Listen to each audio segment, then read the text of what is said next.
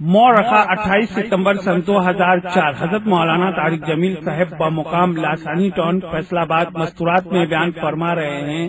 موضوع ہے ماں باپ اور اولاد۔ تیار کردہ علمی کیسٹ گھر، کیسٹ اور سی ڈی ملنے کا پتہ نوٹ فرما لیں۔ علمی کیسٹ گھر، دکان نمبر 5، نرد تبلیغی مرکز مدنی مسجد، Fatima plaza, block number 7، federal be area, Karachi. علمی کیسٹ گھر۔ Phone number 68222999، mobile 0333217949۔ تبارک وسلم تسلیما کثیرا کثیرا، اما بعد۔ میرے محترم بھائی اور بہنوں، دنیا میں اللہ تعالیٰ نے 2 راہیں پھیلا کر ان پر چلنے کی اللہ تعالیٰ نے ترتیبیں بتائی ہیں۔ ایک اس کا اپنا راستہ ہے جس کا نام اسلام ہے، اس پہ چلنے کی ترتیب بتائی ہے۔ ایک دوسرا راستہ ہے جس کا بنانے والا شیطان ہے۔ اللہ تعالیٰ نے شیطان کیا کرتا ہے اس کی ترتیبیں بھی بتائی ہیں۔ دونوں راستوں کے کیا کیا فوائد اور نقصان ہیں اللہ تعالیٰ نے واضح فرمائے ہیں۔ ان الدین عند اللہ الاسلام، اب اللہ پاک کی بارگاہ میں پسندیدہ طریقہ ایک ہے جس کا نام اسلام ہے۔ وَمَن يَبْتَغِ غَيْرَ الْإِسْلَامِ دِينًا فَلَن يُقْبَلَ مِنْهُ، اسلام کو چھوڑ کر جو زندگی گزارے گا وہ برباد ہو جائے گا۔ چھوڑنے کے 2 درجے ہیں، ایک انکار کر دینا، یہ کافر ہو گیا، یہ ہمیشہ کے لیے ہلاک ہے۔ ایک ماننے کے بعد پھر انکار کر دینا۔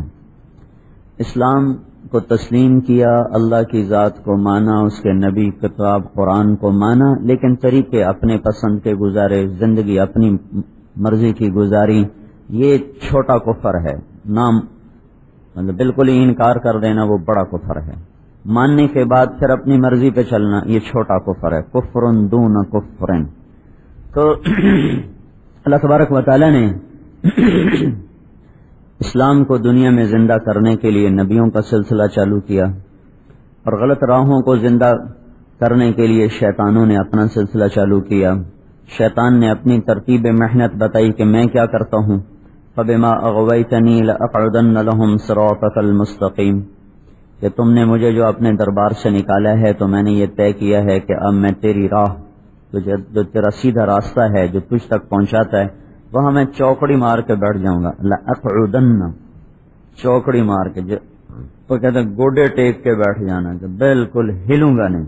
پھر کیا کروں گا، ثُمَّ لَآتِيَنَّهُم مِّن بَيْنِ أَيْدِيهِمْ وَمِنْ خَلْفِهِمْ وَعَنْ أَيْمَانِهِمْ وَعَنْ شَمَائِلِهِمْ وَلَا تَجِدُ أَكْثَرَهُمْ شَاكِرِينَ، آگے سے حملہ کروں گا، پیچھے سے حملہ کروں گا، دائیں سے حملہ کروں گا، بائیں سے حملہ کروں گا، اور کوئی بھی تیرے تک پہنچنے نہ پائے گا۔ کوئی مرد عورت ہوگا جو میرے حملوں سے نکل کر تجھ تک پہنچے گا، ورنہ اکثر وہ ہوں گے جنہیں میں اپنی لپیٹ میں لے کر اپنے ساتھ انہیں جہنم میں لے جاؤں گا۔ آگے پیچھے دائیں بائیں سے حملہ کرنے کا کیا مطلب ہے؟ آگے آخرت ہے، پیچھے دنیا ہے، دایاں طرف نیکیوں کا کھاتا ہے، بائیں طرف گناہوں کا کھاتا ہے۔ سیدھے ہاتھ والا فرشتہ نیکیاں لکھتا ہے، الٹے ہاتھ والا فرشتہ گناہوں کو لکھتا ہے۔ سامنے آخرت ہے، وَارْتَحَلَتِ الْآخِرَةُ مُقْبِلَةً، آخرت وہ آ رہی ہے، پیچھے دنیا ہے، ہر آنے والا گزرنے والا پل، ہر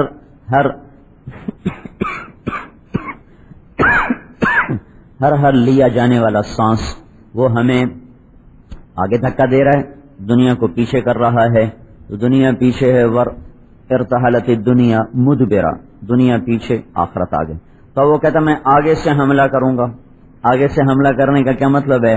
آخرت کا انہیں منکر بنا دوں گا، آخرت ہے ہی کوئی نہیں، ہے ہاتھ لما توعدون، کچھ تو اس کا شکار ہو جائیں گے تو آخرت کے منکر ہو جائیں گے۔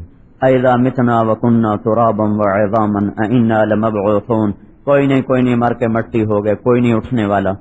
جو اس وار سے بچ جائیں گے اور وہ آخرت کو تسلیم کر لیں گے تو ان پر دوسرا حملہ کروں گا، وہ کیا؟ فنجعل المسلمین کالمجرمین، اس کو اللہ بتا رہا ہے۔ وہ کیا؟ ان سے کہوں گا اللہ بڑا غفور الرحیم ہے، اب ہی معاف کر دے گا، سب معاف کر دے گا، جو مرضی کرو، کوئی بات نہیں، اللہ بڑا غفور الرحیم ہے، سب معاف ہو جائے گا۔ تو یہ دوسرا وار ہوگا کہ آخرت کا انکار تو نہ کروا سکا، البتہ آخرت کے بارے میں غافل کر دیا اور جاہل کر دیا اور جنت کے شوق نکال دیے، دوزخ کے خوف نکال دیے، اللہ کی محبتیں نکال دیں، آخرت کی فکر نکال دی، یہ اس کا دوسرا وار ہے۔ کچھ ادھر مارے گئے، زیادہ تو ادھر برباد ہو گئے۔ 4 ارب تو منکرین آخرت ہیں، 1 ارب جو مسلمان ہیں تو ان میں 99% پر وہ یہ وار کرنے میں کامیاب ہو گیا۔ یا آخرت کو سوچتے ہی نہیں، سوچتے تو کہتے کوئی بات نہیں، اللہ غفور الرحیم ہے، وہ معاف کر دے گا۔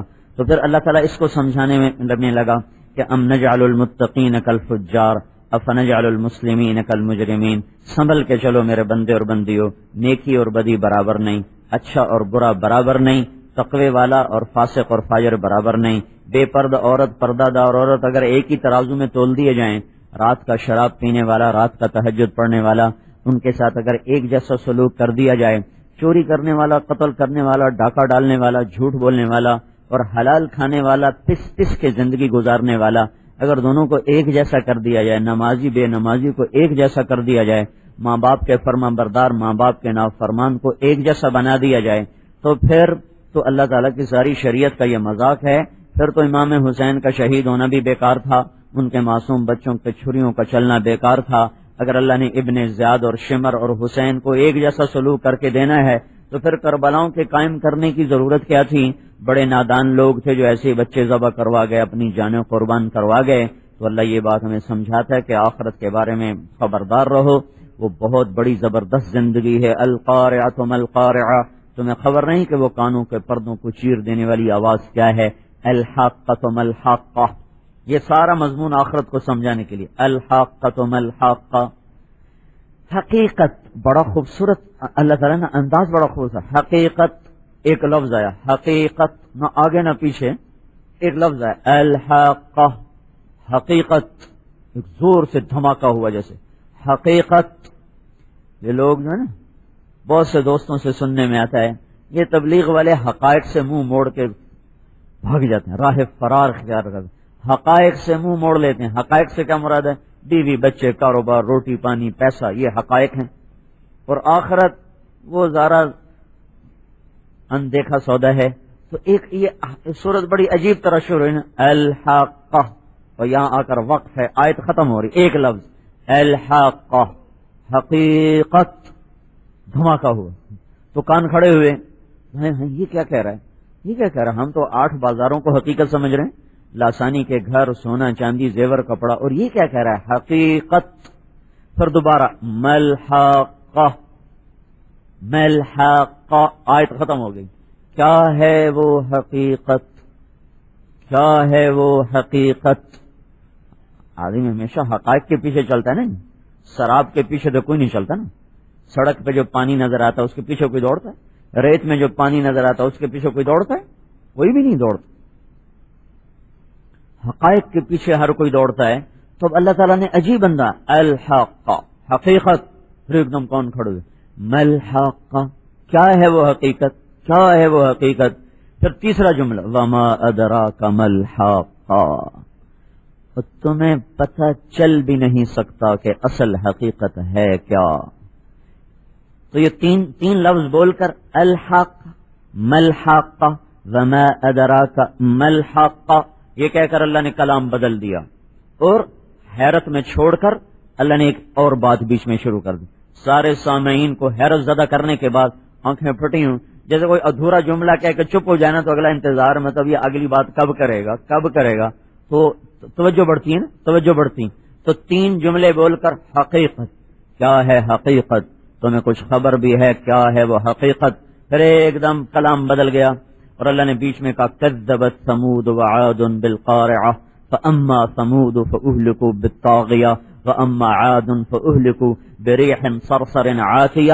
اللہ تعالیٰ نے یوں کہا کہ تم سے پہلے کچھ قومیں تھیں جنہوں نے میری حقیقت کو جھٹلا کر یہ سونے چاندی کو حقیقت سمجھا اور اس کے پیچھے دوڑ پڑے، تو پہلے تم ان کا حال سنو، پھر میں تمہیں بعد میں بتاؤں گا حقیقت کیا ہے۔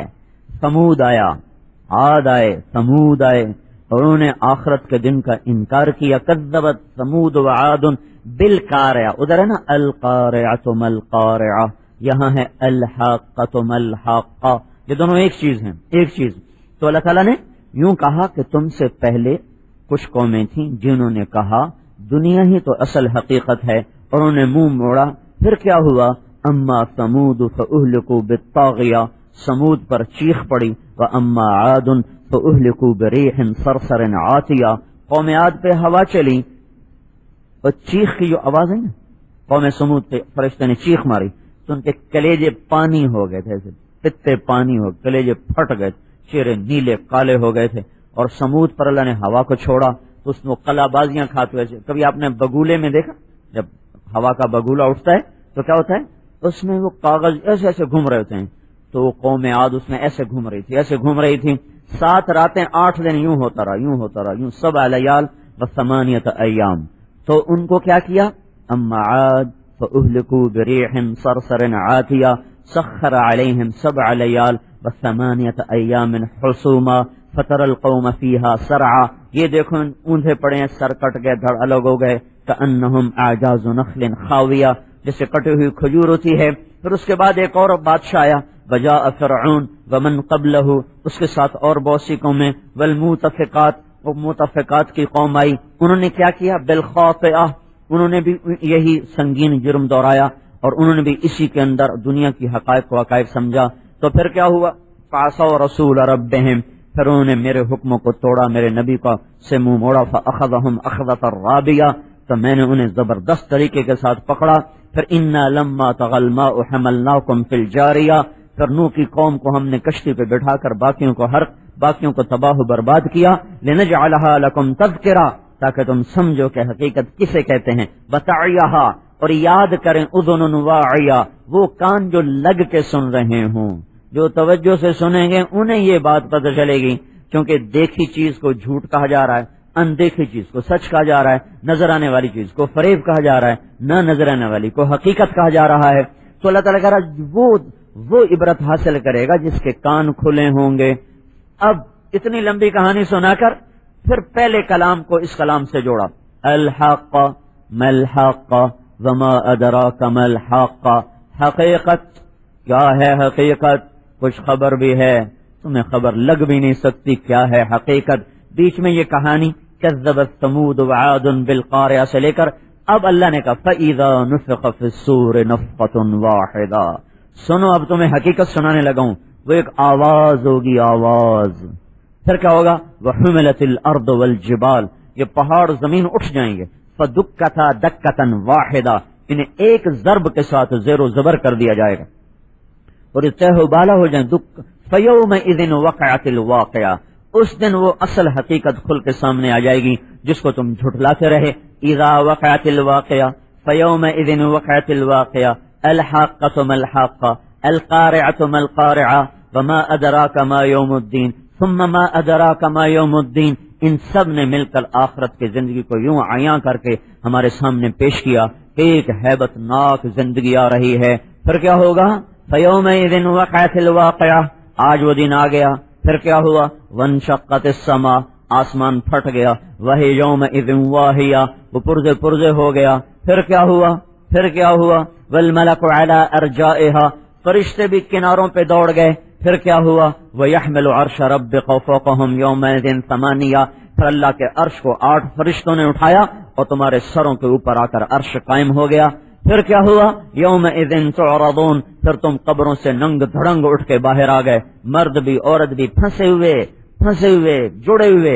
ایسا پھنس کے میدان معاشر میں کھڑا کیا جائے گا کہ کندھا بھی نہیں ہل سکے گا، پاؤں بھی نہیں ہل سکے گا. نیچے زمین تپتے ہوئے تانبے کی طرح، اوپر سورج کی آگ برستے ہوئے شعلوں کی طرح، اور جسم سے نکلنے والا پسینہ ہوگا مردار کی بدبو سے زیادہ گندا پسینہ ہر آدمی مرد عورت کے جسم سے نکلے گا. حضرت عائشہ نے عرض کیا رسول اللہ عورتیں بھی ننگی ہوں گی؟ مرد بھی کہا ہاں. کوا فضیحتا، ہائے شرمندگی، ہائے بے پردگی. تو ہمارے نبی نے کہا عائشہ الامر شدید، اس دن ایسا خوف کا عالم ہوگا کوئی کسی کی طرف نظر اٹھا کے دیکھ نہیں سکے. پھر کیا ہوگا؟ لا تخفى منکم خافیہ، تم میں کوئی چھپنا چاہے گا چھپ نہیں سکے گا. پھر کیا ہوگا؟ این المفر، کوئی بھاگنا چاہے گا بھاگ نہیں سکے گا. پھر کیا ہوگا؟ فانفذوا لا تنفذون الا بسلطان، کوئی طاقت سے نکلنا چاہے گا تو طاقت سلب ہے، نکل نہ سکے گا، لہذا اس دن تم اللہ کے دربار میں پکڑے جاؤ گے، باندھے جاؤ گے، جکڑے جاؤ گے۔ یوم نسیر الجبال، جب پہاڑ ہٹ جائیں گے، وتر الباردہ، زمین ننگی ہو جائے گی، وحشرناہم، اور ہم تم سب کو جمع کر دیں گے، فلم نغادر منہم احدا، ایک بھی پیچھے نہ چھوڑا جائے گا۔ اب کیا ہوگا؟ اب تمہارے الصحف نشرت، اللہ تعالیٰ فرمائے گا فائلیں کھول دو آج سب کی، یوم تبلی السرائر، دنیا میں ہم پردے ڈالتے رہے، آج پردے اٹھائے جائیں گے۔ فائل کھولو بیگم صاحب کی، فائل کھولو شیخ صاحب کی، فائل کھل رہی ہے بادشاہ کی، وزیر کی، فقیر کی، مہتر و کہتر کی، ادنی و اعلیٰ کی، یہ کھل گئی۔ وَإِذَا الصُّحُفُ نُشِرَتْ، فائلیں کھل گئیں، ورق الٹے گئے، کہا گیا اقرأ کتابک، پڑھو پڑھو پڑھو، تمہاری ہے کسی اور کی ہے؟ کہے گا ما لهذا الكتاب لا یغادر صغیرۃ ولا کبیرۃ الا احصاها، ہائے ہائے ہائے، سب کچھ بیچ میں آ گیا، کوئی چیز بھی نہ چھپ سکی، نہ خلوت کی، نہ جلوت کی، نہ اندھیرے کی، نہ اجالے کی، نہ دن کی، نہ رات کی۔ اب کھول دو، اڑاؤ، اڑائے گئے، کسی کے سیدھے ہاتھ میں آیا، فاما من اوتی کتابہ بیمینہ، تو ایک دم زور سے اس نے نعرہ لگایا، ہاں، وہ نعرہ لگائے گا ہاں، اس نعرے کو قرآن نے لفظ بنا دیا، کہے گا ہاں مقرؤ کتابیہ، آؤ بھائی لوگوں دیکھو میرا پیپر ہے، میرا پیپر دیکھو، میرا پیپر دیکھو۔ انہیں کیا ہوا کہ میں پاس ہو گیا، میں پاس ہو گیا، میں پاس ہو گئی، پاس ہو گئی، نمبر مل گئے پورے کے پورے۔ کیسے نمبر مل گئے؟ کَإِنِّي ظَنَنْتُ أَنِّي مُلَاقٍ حِسَابِيَّ، مجھے پتا تھا اللہ نے میرا حساب لینا ہے، میں تیاری میں لگی رہی، میں کوشش میں لگی رہی، میں کوشش میں لگا رہا، تو اوپر سے اللہ کا جواب آئے گا فَهُوَ فِي عِيشَةٍ رَاضِيَةٍ فِي جَنَّةٍ عَالِيَةٍ قُطُوفُهَا دَانِيَةٍ، اسے اعلیٰ زندگی مبارک ہو، اسے جنت مبارک ہو، اسے عالی شان گھر مبارک ہو۔ اے میرے بندو کلو وشربو، کھاؤ اور پیو، ہنیا، مزے کے ساتھ، کھاؤ گے پخانا نہیں، پیو گے پیشاب نہیں، رہو گے موت نہیں، اور زندگی ہے اور پیچھے اس کے موت کا تعاقب نہیں ہے، جوانی اور بڑھاپا نہیں ہے، محبت ہے اور نفرت کوئی نہیں ہے، عروج ہے زوال کوئی نہیں ہے، بقا ہے فنا کوئی نہیں ہے، خوشی ہے غم کوئی نہیں ہے، اور روشنیاں ہی روشنیاں ہیں، اندھیرے کوئی نہیں ہے، اور جوانی ہے بڑھاپا کوئی نہیں، صحت ہے بیماری کوئی نہیں ہے، ہاں ہر دم عروج ہے، کبھی آپس میں لڑائی، نفرت، جھگڑا، ہنی ان، یہ سب کچھ ہنی ان ہے۔ یہ کیوں کیا میرے مولا تو نے کہا بما اسلفتم فی الایام الخالیہ، جو تم نے فیصلہ آباد کی زندگی میں مجھے راضی کیا، آج ہم نے تمہیں راضی کر دیا، چلو تم میزبان ہو اور تم مہمان ہو، ہم میزبان ہیں۔ تتنزل علیہم الملائکہ، فرشتے اترے، اللہ تخافوا، خوف نہ کرو، ولا تحزنوا، غم نہ کھاؤ، وابشروا بالجنہ، جنت کی بشارت ہو، التی کنتم توعدون، جس کا وعدہ کیا گیا، ولکم فیہا ما تشتہی انفسکم، جو چاہو گے ملے گا، ولکم فیہا ما تدعون، جو دعویٰ کرو گے ملے گا، نزلا من غفور الرحیم، یہ ایک لفظ ہے بڑا عجیب سا، نزل من غفور الرحیم، وَلَكُمْ فِيهَا مَا تَشْتَهِي أَنفُسُكُمْ، جو تم چاہو گے اور ما تدعون، جو تم تمنا کرو گے، یہ سب کچھ پورا کر دیا جائے گا۔ نزل کسے کہتے ہیں؟ آپ کے گھر میں مہمان جب آتا ہے، دعوت کا اہتمام ہے اور کھانے پر دعوت ہے، ولیمے پر دعوت ہے، مہمان آ گئے تو آتے ہی آپ پہلے کوئی ٹھنڈا پانی پیش کرتے ہو، گرمیاں ہیں تو ٹھنڈا پانی، کوئی شربت، کوئی بوتل اور کوئی سکنجمین، کوئی دودھ سوڈا، سردیاں ہیں تو کوئی سوپ پیش کیا جاتا ہے، چائے پیش کی جاتی ہے۔ عربوں میں چلے جاؤ تو وہاں اصل یہ بات سمجھ میں آتی، وہاں کھانا بڑی دیر سے آتا ہے، پہلے سینکڑوں چیزیں چھوٹی آتی رہتی ہیں، وہ کبھی قہوہ آ گیا، کبھی کھجور آ گئی، کبھی روز چائے آ گئی، اور کبھی کچھ آ گیا، کبھی کچھ آ گیا، آخر میں جا کے دسترخوان آتا ہے۔ یہ جو ابتدائی چیزیں نا، ابتدائی چیزیں، چائے اور قہوہ اور کھجور اور بوتل اور شربت اور سکنجبین اور دودھ سوڈا، اس کو عربی زبان میں کہتے ہیں نزل، ہذا نزل، یہ جی ریفریشمنٹ ہے، ریفریشمنٹ، کھانا بھی آ رہا ہے، یہ تو ایسے ذرا پہلے کا نا، ذرا منہ ہلانے کے لیے ریفریشمنٹ ہے۔ تو ذرا غور کرو، اللہ کہہ رہا وَلَكُمْ فِيهَا مَا تَشْتَهِي أَنفُسُكُمْ وَلَكُمْ فِيهَا مَا تَدَّعُونَ، جو چاہو گے، جو تمنا کرو گے، سب پاؤ گے، یہ تو ہے تمہارا نزل۔ تو مہمان نوازی کیا ہوگی اللہ تعالیٰ کی؟ یہ تو نزل ہے، نزل، ریفریشمنٹ، وہ شروع کی چائے پانی ہے، چائے پانی۔ تو جب اللہ اپنی ضیافت کا در کھولے گا، یہ تو ریفریشمنٹ کا حال ہے کہ جو چاہا ملا، جو تمنا کی ملا، جو سوچا وہ ملا، جو مانگا وہ ملا. جب اس کا نام اللہ تعالیٰ کہہ رہا ہے نزل ابتدائی ریفریشمنٹ، تو جب اللہ ضیافت کے در کھولے گا تو اپنی کیا کیا کیا کیا قدرتوں کا اظہار فرما کے تمہیں راضی کر دے گا. ہنیئا بما اسلفتم فی الایام الخالیہ. اور کیا ہوگا؟ وَأَمَّا مَنْ أُوتِیَ کِتَابَهُ بِشِمَالِهِ. کسی کو الٹے ہاتھ میں کتاب آئی، اس کی چیخ نکلے گی، یا لیتنی لم اوت کتابیہ، ہائے میں مر گئی، ہائے میں لٹ گئی، ہائے میں برباد ہو گئی، اور میرا کچھ کر لو، میرا کچھ کر لو. وہ کتاب میرے الٹے ہاتھ میں آ گئی، کتاب میرے الٹے ہاتھ میں آ گئی. وَلَمْ أَدْرِ مَا حِسَابِیہ، مجھے کیا خبر تھی کہ ایسے حساب ہو جائے گا. یا لیتہا کانت القاضیہ، ارے موت تو کہاں مر گئی، آجا مجھے مار دے. ارے تو نے مجھے مار کیوں نہ دیا، مجھے اٹھا کیوں دیا. من بعثنا من مرقدنا، ہمیں کیوں اٹھا دیا، موت ہی بہتر تھی. ما اغنى عنی مالیہ، نہ پیسہ کام آیا. ہلک عنی سلطانیہ، نہ دولت کام آئی. ایک تو یہ اس کا ہے رونا دھونا، اوپر سے اللہ کی ادھر کیا تھا، ادھر اللہ نے کیا کہا تھا، فهو فی عیشۃ راضیہ فی جنت عالیہ. ادھر اللہ نے کیا کہا، خذوہ پکڑو، فغلوہ جکڑو، ثم الجحیم صلوہ، پھر سے جہنم کی آگ میں بھونو. ثم فی سلسلۃ ذرعها 70 ذراعا فاسلکوہ، پھر سے زنجیروں میں پرو دیا جائے، پرو دیا جائے. جب اللہ تعالیٰ کہیں گے نا خذو پکڑو، تو مردوں کو فرشتے یہاں سے پکڑیں گے، جبڑے میں ہاتھ ڈالیں گے، نیچے والا جبڑا یہاں سے پکڑ کر جو کھینچیں گے نا، سارا جبڑا باہر نکل جائے گا. اور کسی عورت کے بارے میں حکم ہوگا تو اس کو سر کی چوٹیوں سے پکڑیں گے اور ایسے جھٹکا دیں گے، وہ گھسٹتی ہوئی وہ جائے گی، وہ کہے گی رحم کرو رحم کرو. مرد کہیں گے رحم رحم، تو فرشتے کہیں گے تم پر رحمان نے رحم نہیں کیا، ہم کہاں سے رحم کر سکتے. تو میرے بھائی اور بہنوں، اللہ تعالیٰ حقیقت بتا رہا. حقیقت کیا ہے، حقائق کیا ہیں؟ اصل حقیقت آخرت، اصل حقیقت جنت اور جہنم، اصل حقیقت اللہ کی ذات ہے، ابدی باقی دائمی سرمدی. دو راستے بتائے ہیں، ایک اسلام کا راستہ ہے، ایک شیطان کا راستہ ہے. وہ حملہ بتا رہا ہے آخرت کے بارے میں بے خبر کر دوں گا. اگر آخرت کے بارے میں چوک گیا، ثم من بین ایدیہم ومن خلفہم، پیچھے سے وار کروں گا. پیچھے سے وار کیا ہے؟ دنیا.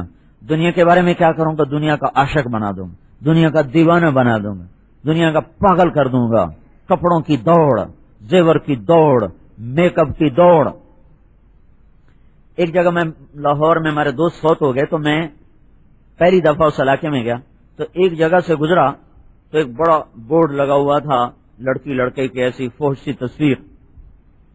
تو مجھے ساتھی نے بتایا کہ یہ ایک میک اپ کرنے کا وہ ہے، کیا بیوٹی پارلر ہے، یہاں 15,000 روپیہ لیتے ہیں صرف میک اپ کرنے کا، صرف اس کو سرخی پاؤڈر لگانے کا 15,000 روپیہ لیا جاتا ہے.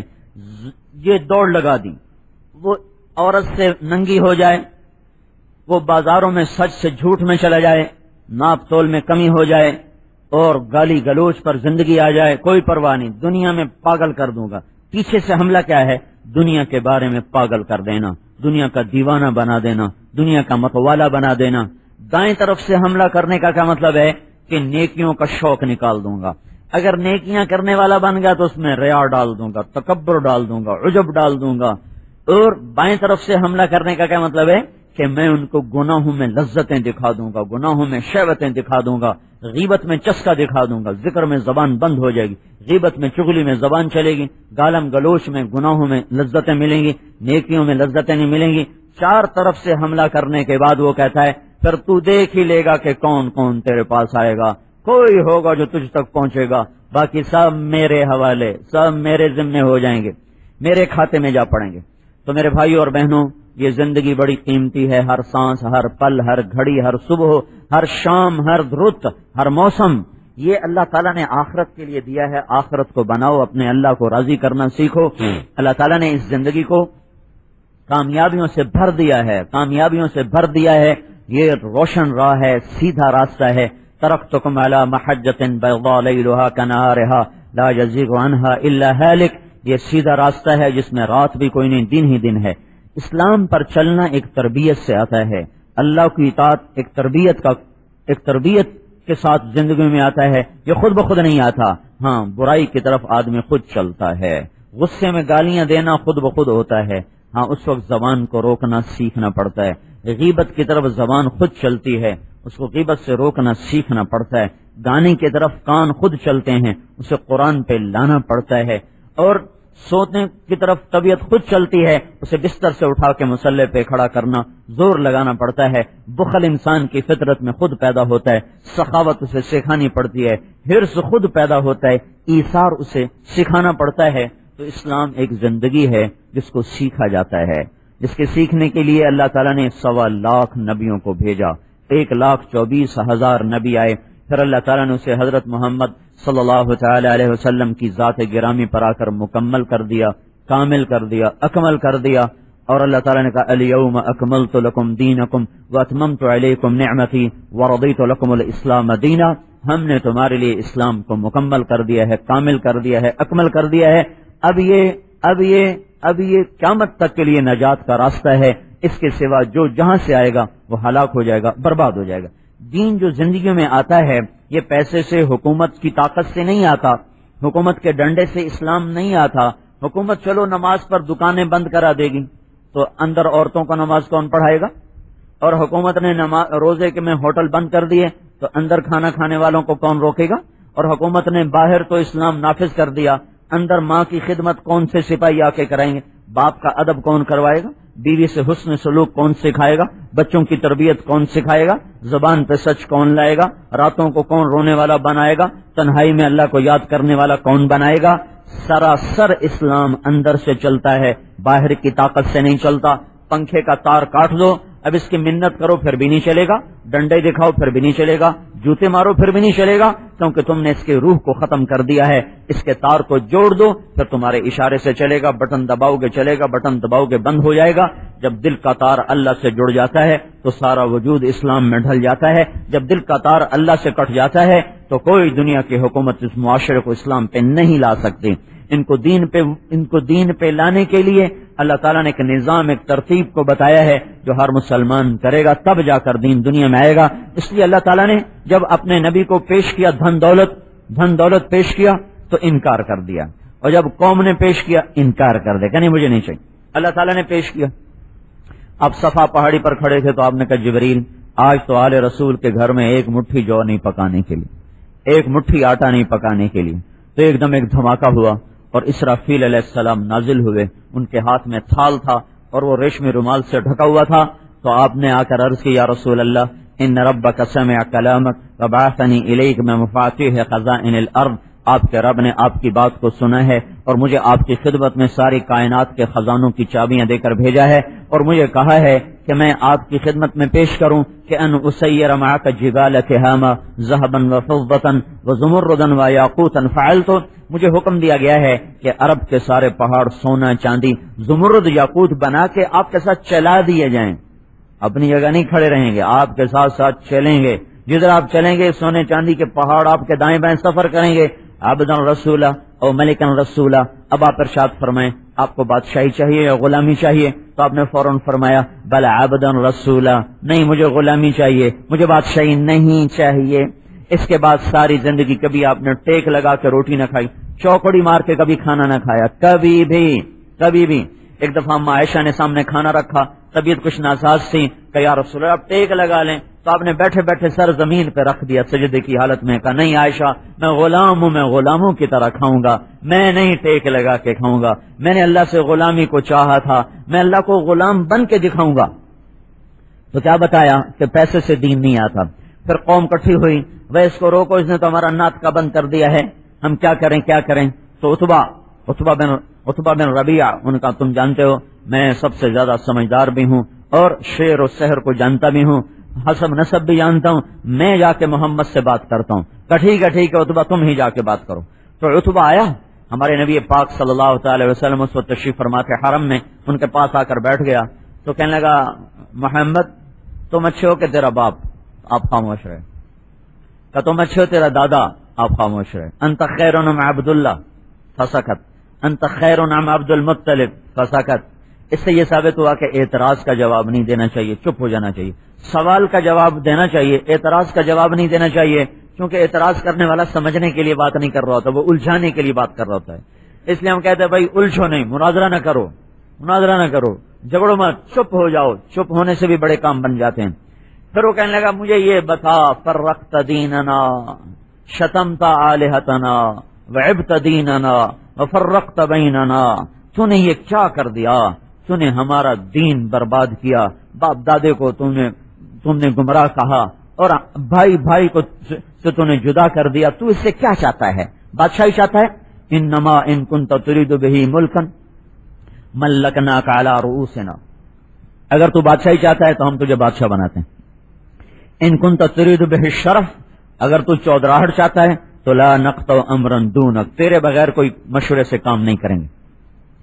ان کنت تريد به الباء، اگر تجھے اس سے عورتوں کی خواہش ہے، جمعنا لك نساء قریش فاختر ای نساء قریش فلنزوجک 10، ہم تیرے سامنے عرب کی عورتیں کھڑی کر دیتے ہیں، جتنی پر تو ہاتھ رکھے گا یہ میری ساری تیرے نکاح میں دے دیں گے.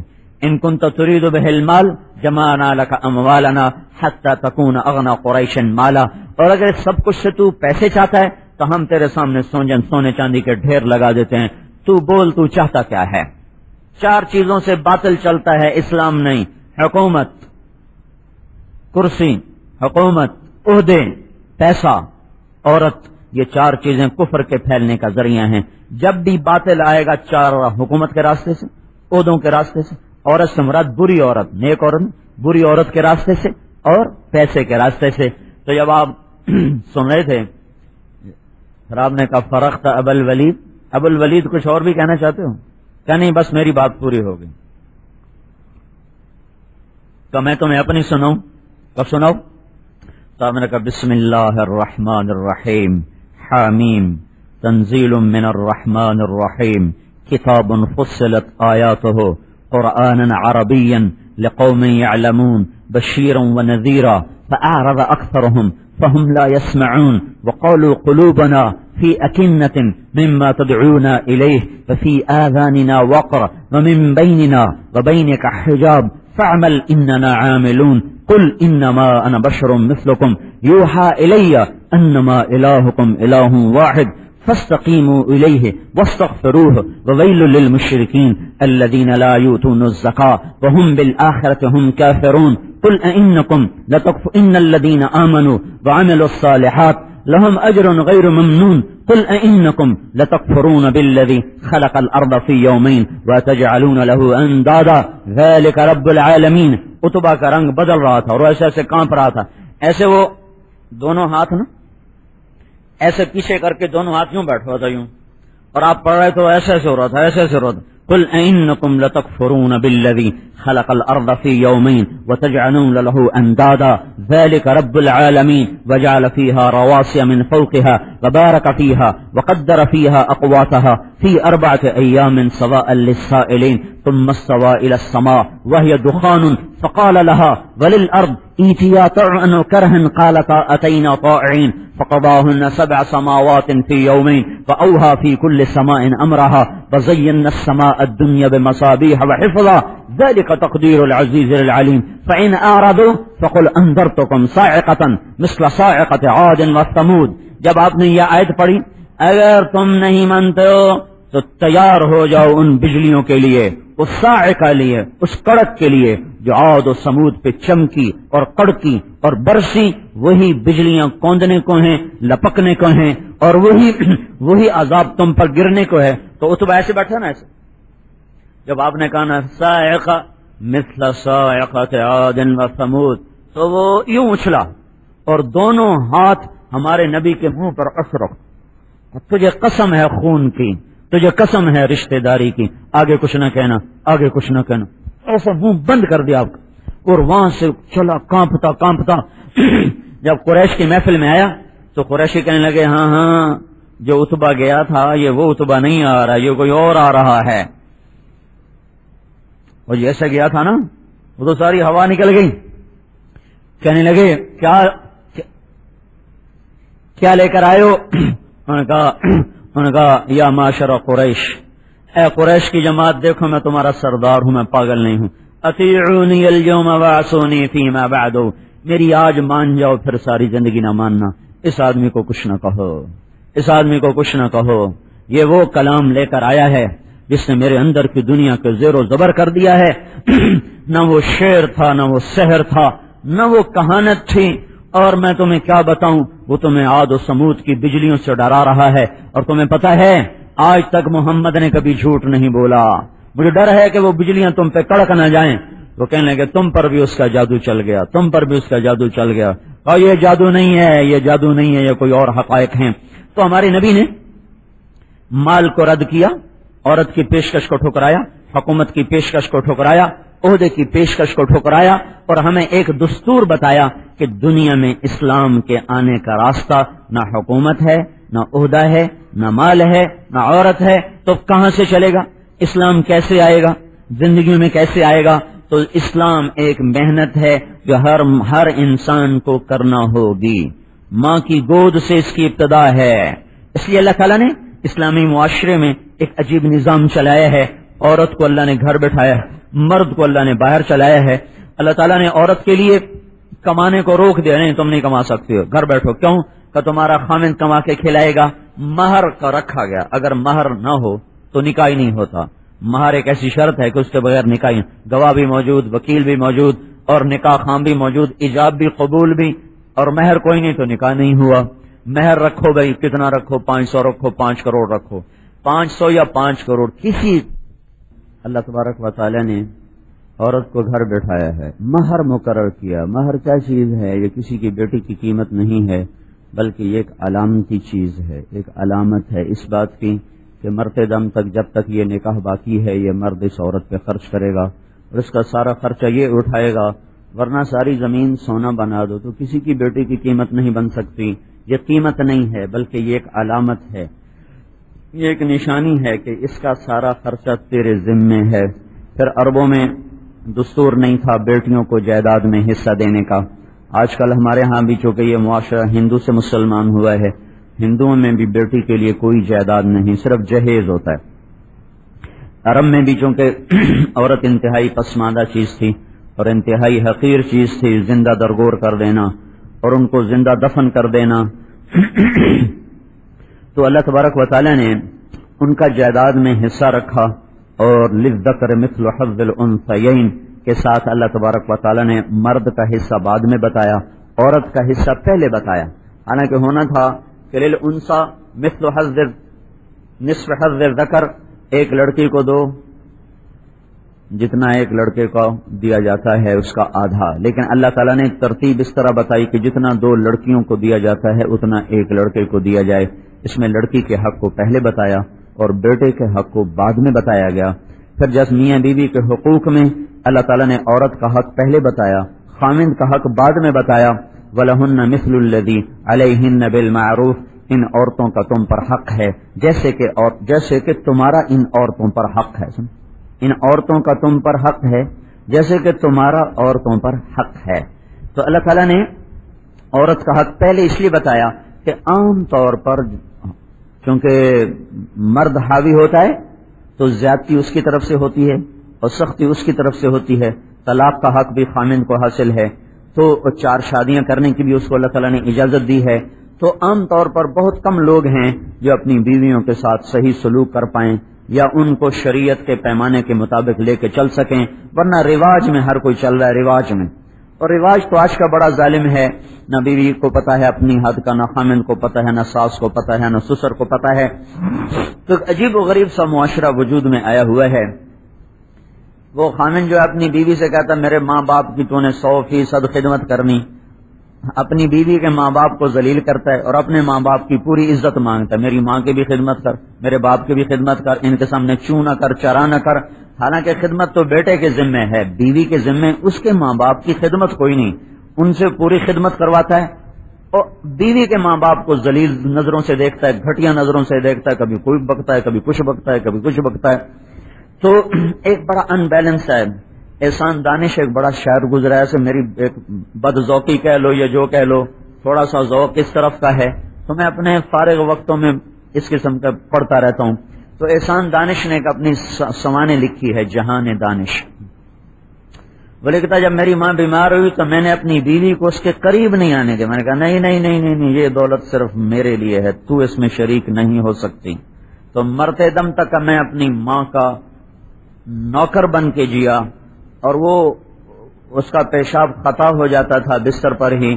تو سردیوں میں تہجد میں اٹھتا تھا، اور میرے گھر سے 2 میل دور نہر تھی، تو میں 2 میل جاتا اور اپنی ماں کے بستر کو دھو کر جب میں واپس آتا تھا تو کبھی ایسا نہیں ہوا کہ سورج کو میں نے سامنے دیکھا. ہمیشہ سورج میری پشت سے نکلتا تھا. میں اتنی جلدی سارا کام کر کے آتا. اور گرمیوں میں تاکہ کوئی دیکھے نہ، اس لیے تھا تو کوئی دیکھے نہ. جب گرمی آتی تو این دوپہر جب سب سو رہے ہوتے، کام ٹھنڈا ہوتا اور سر پر سورج آگ برساتا، تو میں اپنی ماں کا بستر لے جاتا اور جا کر اسے نہر میں دھو کر اسے لا کر اس کے نیچے بچھاتا. کہ میں نے اپنی بیوی کو اپنے قریب نہیں آنے، اپنی ماں کے قریب نہیں آنے دیا کہ یہ میرا حق ہے، یہ تیرا نہیں ہے. ابھی ایسے بدھو ہیں کہ وہ میری ماں نے تو چومی کی تھی تو بس میں تیرا یہ کر دینا، میں تیرا وہ کر دینا. تو پہلے خود تو اپنی ماں کا ادب کر، پھر اوروں سے بھی ادب کروا. تو ایک بڑا ان بیلنس سا کام ہوا ہے. کاش کے لوگ شریعت کو، یہ معاشرت کے احکام پڑھ لیتے. شادی سے پہلے شادی کے احکام پڑھتے، لڑکی بھی پڑھتی، لڑکا بھی پڑھتا. ایک عورت آ گئی، یا رسول، صحابہ میں دستور ہے، رواج ہے. ایک عورت ہے، یا رسول اللہ میری شادی ہونے لگی ہے تو میرے خامن کا میرے اوپر کیا حق ہے؟ تو فرمایا تیرا خامن سر سے لے کر پاؤں تک زخموں سے چور ہو، ان میں پیپ پڑ چکا ہو، تو زبان سے چاٹ کے اسے صاف کرے تو بھی تیرے خامن کا حق ادا نہیں ہوا. امام شابی رحمت اللہ علیہ کی شادی ہوئی، ان کی شادی ہوئی تو جب وہ پہلی رات تو آ کر بیٹھے تو ان کی بیوی نے کہا میری ایک تھوڑی بات سن لیں. کہا کیا؟ کہا مجھے نہیں پتا آپ کی پسند کیا ہے، آپ کی ناپسند کیا ہے، آپ کو کون اچھے لگتے ہیں، کون اچھے نہیں لگتے، آپ کو کیا کھانا پسند ہے، کیا ناپسند ہے، آپ کو کون سی عادت پسند ہے، کون سی ناپسند ہے، مجھے آج بتا دیں تاکہ میں اس کے مطابق زندگی گزاروں، کوئی ایسا کام نہ کر بیٹھوں جو آپ کو ناپسند ہو. فرمانے لگے 27 سال وہ میرے ساتھ زندہ رہی، کبھی اف تک بھی ہمارے درمیان نہ ہوئی، کبھی اف تک بھی ہمارے درمیان نہ ہوئی. یہ ایک زمانہ تھا جب لوگ شریعت کو، احکام کو سیکھتے تھے. اب ایک معاشرت ہے، شیخوں کی اپنی ہے، راجپوتوں کی اپنی ہے، ارائیوں کی اپنی ہے، پنجابیوں کی اپنی ہے، پٹھانوں کی اپنی ہے، سندھیوں کی اپنی ہے، بلوچوں کی اپنی ہے. اس میں سب چکی میں پس رہے ہیں. کچھ پتہ نہیں اللہ نے کیا کہا، اللہ کے نبی نے کیا کہا، اللہ کے رسول نے کیا کہا، کچھ پتہ کوئی نہیں. اور اتنا عظیم الشان عمل ہے کہ جب ترازو تولا جائے گا اور ہماری نیکیاں بدیاں تولی جائیں گی تو سب سے پہلے جو چیز تولنے کے لیے اللہ تعالیٰ رکھوائے گا نا، سن رہے ہو، سب سے پہلی چیز جو ترازو میں رکھی جائے گی، اللہ تعالیٰ فرمائے گا دیکھو بیوی بچوں سے کیا سلوک کرتا تھا، پہلے وہ تولا جائے. سب سے پہلے اس کا بیوی اور بچوں سے سلوک تولا جائے گا. تو اللہ تعالیٰ نے عورت کو گھر میں پابند کیا اور مرد کے ذمے لگائے اس کو خرچہ دو. بعض مرد ہوتے ہیں بیوی کے ہاتھ میں 1 روپیہ نہیں پکڑا شاید تینوں کی چاہیے، اور اس پر اتنی بد اعتمادی ہوتی ہے کہ وہ زندگیاں ٹوٹ پھوٹ کے رہ جاتی ہیں. اللہ تعالیٰ کے نبی خرچہ اپنی بیویوں کے ہاتھ میں دیتے، لو جیسے مرضی خرچ کرو. ایک معاشرت ہے. آپ نے کہا جب گھر لوٹ کے آؤ کبھی خالی ہاتھ نہ آؤ، ضرور کوئی تحفہ ہدیہ اپنی بیوی بچوں کے لیے لے کے آؤ، اور کچھ نہیں ملتا تو کچھ پتھر ہی اٹھا کے لے آؤ. خالی ہاتھ گھر میں مت داخل ہو. اگر کہیں سفر سے آئے ہو خالی ہاتھ مت آؤ. اگر رات کو لوٹ کے آؤ تو گھر مت جاؤ، باہر سو جاؤ. صبح گھر جاؤ، اپنے گھر والوں کو تکلیف نہ دو. یہ اتنی خوبصورت زندگی بتائی ہے، اتنی خوبصورت زندگی سمجھائی گئی ہے. حیات الصحابہ کی جلد ثانی ہے ہی ساری معاشرت پر. آدھی سے زیادہ معاشرت پر پڑھتا ہی کوئی نہیں، ذرا گشت کرنے کو ہی سارا دین سمجھا ہوا ہے. تو میرے بھائیو، اللہ تعالیٰ نے مرد کے ذمے کیا جاؤ اس کو لا کے دو، گھر بٹھاؤ. اب یہ کیا کریں؟ اس کے ذمے اللہ تعالیٰ نے نسل کا تیار کرنا، بڑا مشکل سبق عورت کو دیا ہے. نسل کو تیار کرنا، ایک قوم کو تیار کرنا، بچوں کی تربیت اور پرورش کرنا.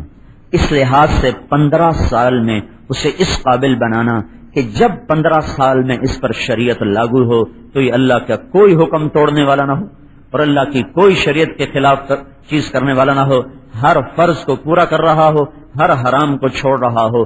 15 سال اللہ دیتا ہے، 11 سال 12 سال لڑکی کے لیے ہیں، 15 سال لڑکے کے لیے ہیں، کرو اب اس پر جان مارو، اور تمہیں روٹی بھی ملے گی، کپڑا بھی ملے گا، خرچہ بھی ملے گا، اور آپ نے فرمایا کہ ان پر اپنی وسعت کے مطابق خرچ کرو، اور آپ نے فرمایا یہ دنیا ایک مختصر سا ساز و سامان ہے، اس میں سب سے بہترین جو سامان ہے وہ نیک عورت ہے، وہ نیک بیوی ہے، جو اس کائنات کا سب سے اعلیٰ ساز و سامان ہے۔ اور اللہ تعالیٰ نے فرمایا کہ من آیاتہ ان خلق لکم من انفسکم ازواجا لتسکنوا الیہا، ہم نے تمہیں مرد عورت بنایا اور تمہیں آپس میں جوڑا جوڑا بنا کے نکاح کے بندھن میں تمہیں باندھا تاکہ تم سکون حاصل کر سکو۔ سکون کیسے آتا ہے؟ وہ پیسے سے نہیں آتا، وہ اچھے اخلاق سے سکون آتا ہے، اور محبت کے بول سے سکون آتا ہے، ایک دوسرے پر اعتماد کرنے سے سکون پیدا ہوتا ہے۔ جب وہ اپنی جگہ شک، وہ اپنی جگہ شک، وہ اپنی جگہ ٹائٹ کرے، وہ اپنی جگہ ٹائٹ کرے، اللہ تعالیٰ کے نبی نے فرمایا اپنی وسعت کے مطابق ان پر خرچ کرو، اپنی وسعت کے مطابق ان کو دو، اور فارغ کر دیا اس کو۔ کیا کرو بھائی؟ ایک نسل تیار کرو جو اللہ اس کے رسول کی غلامی پر چلنے والی ہو اور اس کے مطابق زندگی گزارنے والی ہو۔ گھر میں صرف روٹی پکانا تو عورت کے ذمہ ہی کوئی نہیں، شرعن عورت کے ذمہ روٹی پکانا ہے ہی کوئی نہیں، وہ احسان ہے اگر پکا کے دے دے، تو پھر روٹی پکانا بھی ذمہ کوئی نہیں، تو بے اس کے ذمہ ہے کیا؟ کام اتنا مشکل ہے کہ وہ پس کے رہ جائے، پس کے رہ جائے، اگر کرے، چونکہ کرتی نہیں ہے، اس لیے وہ اور بکھیڑوں میں پھنس کے الجھ کے رہ گئی ہیں۔ مشکل ترین کام اللہ نے دیا ہے، اس بچے کو 15 سال تک ایسے تیار کرو کہ گناہوں سے نفرت کرنے والا ہو، نیکی سے محبت کرنے والا ہو، بڑے چھوٹے کا ادب مقام پہچاننے والا ہو۔ اس بچی کو ایسا حیا سکھاؤ کہ جس گھر میں جائے وہ گھر جنت بن جائے، جس گھر میں جائے وہاں کی راحت بن جائے، وہاں کی ٹھنڈک بن جائے۔ یہ نہیں کہ جان دے نا لیکے چھکے اے ہن تو میرا، ہن تو پیو دا بھی نہیں، تو ماں دا بھی نہیں، ہن تو صرف ہے ہی میرا۔ ایسی بیٹیاں نہ تیار کرو تو جو اوروں کے لیے کانٹے بن جائیں، ایسی اولاد نہ تیار کرو جو اوروں کی بیٹیوں کو زیر و زبر کر کے، ان کو زخمی کر کے اپنے خامد ہونے کا حق جتاتے پھریں، بلکہ سیکھو حسن اخلاق سیکھو، سہنا سکھاؤ، چپ رہنا سکھاؤ، وہ تربیت دو کہ جس سے یہ ایک خوبصورت معاشرے کا فرد بن سکیں۔ تو اللہ تبارک و تعالیٰ نے عجیب ایک درہم ہے جو آدمی اللہ کے راستے میں خرچ کرتے ہیں، ایک درہم ہے جو آدمی صدقہ کرتا ہے، ایک درہم ہے جو آدمی اپنے بچوں پر خرچ کرتا ہے۔ جو ہمارے نوجوان وہ تبلیغ میں لگاتے ہیں اور بچوں کو تنگی دیتے ہیں، تبلیغ میں لگاتے ہیں بچوں کو تنگی دیتے ہیں، ان بیچاروں کو یہ نہیں پتا کہ گھر پہ خرچ کرنے کی اللہ تعالیٰ نے کیا کیا فضیلت رکھی ہے، اور اپنی بیویوں کو سکھ دینے کی اللہ تعالیٰ نے کیا کیا فضیلت رکھی ہے۔ کیونکہ پڑھنے کا ذوق نہیں نا، پڑھتے کوئی نہیں، پڑھے بغیر بھی کبھی کسی کو، میں تو اپنی بیوی سے بھی کہتا رہا تو کچھ پڑھ لیا کرو، اتنی سینکڑوں کتابیں گھر میں بھری ہیں، کچھ دیکھو تو صحیح، کچھ پڑھو تو صحیح۔ پڑھے بغیر بھی پہلی وحی نہیں دیکھتے ہو، پہلی وحی اقرا پڑھو، ساری گتھیاں سے اقرا۔ جبریل آئے، پیر کا دن، رمضان کا مہینہ، اور آپ بیٹھے ہوئے ہیں، صبح کا وقت ہے، چاشت کے قریب، وظہر الناموس، ایک ریشمی رومال سبز رنگ کا یوں پھیلایا، اس کے اوپر اقرا کی 5 آیات، 19 حرف۔ تو اللہ کے تو جبریل نے کہا اقرا، پڑھیے یا رسول اللہ۔ تو آپ نے کہا ما انا بقارن، میں پڑھا ہوا نہیں۔ تو سینے سے لگایا، بھینچا، پھر چھوڑا، اپنے کا پھر کہا اقرا، پڑھیے۔ آپ نے کہا مجھ سے نہیں پڑھا جا رہا، ما انا بقارن، میں تو پڑھا ہوا نہیں ہوں۔ پھر انہوں نے سینے سے لگایا اقرا، پھر چھوڑا، کہا ما انا بقارن، تیسری دفعہ سینے سے لگایا، کہا اقرا، 3 دفعہ جب کہا نا اقرا، تو پھر ایک دم اللہ تعالیٰ نے آنکھوں سے حجاب ہٹایا، تو آپ نے پڑھنا شروع کیا، اقرا، پڑھو، بسم ربک الذی خلق، خلق الانسان من علق، پھر کہا اقرا اقرا وربک الاکرم الذی علم بالقلم علم الانسان ما لم يعلم۔ یہ جو ہمارے تبلیغی ہیں کہ وہ دنیا جہنم میں جا رہی ہے، ان کو کتابیں پڑھنے کی سوجی ہوئی، ایسے پاگل دیوانے، دنیا دوزخ میں جا رہی ہے، ان کو کتابوں کی سوجی ہوئی. وہ بھائی کبھی علم و باز کرے فقیری، کافر مرے دیوانہ ہو. کبھی کسی نے علم کے بغیر بھی کسی راہ کو تک. اور یہ جو تاجر ہیں ان کو تو پیسہ کمانے سے فرصت کوئی نہیں، انہوں نے خاک پڑھنا ہے، بس صرف نوائے وقت پڑھ لیتے ہیں یا جنگ پڑھ لیتے ہیں بس. اس کے علاوہ ان کو بھی نہ کوئی ذوق، نہ شوق، نہ خوف کہ کچھ تو پڑھیں کہ 5 دفعہ آیا ہے پہلا حکم اقرا، پہلا جبریل بولے، پھر کہا اقرا، پھر بولے اقرا، تیسری دفعہ آپ کا پڑھنا شروع ہو گیا.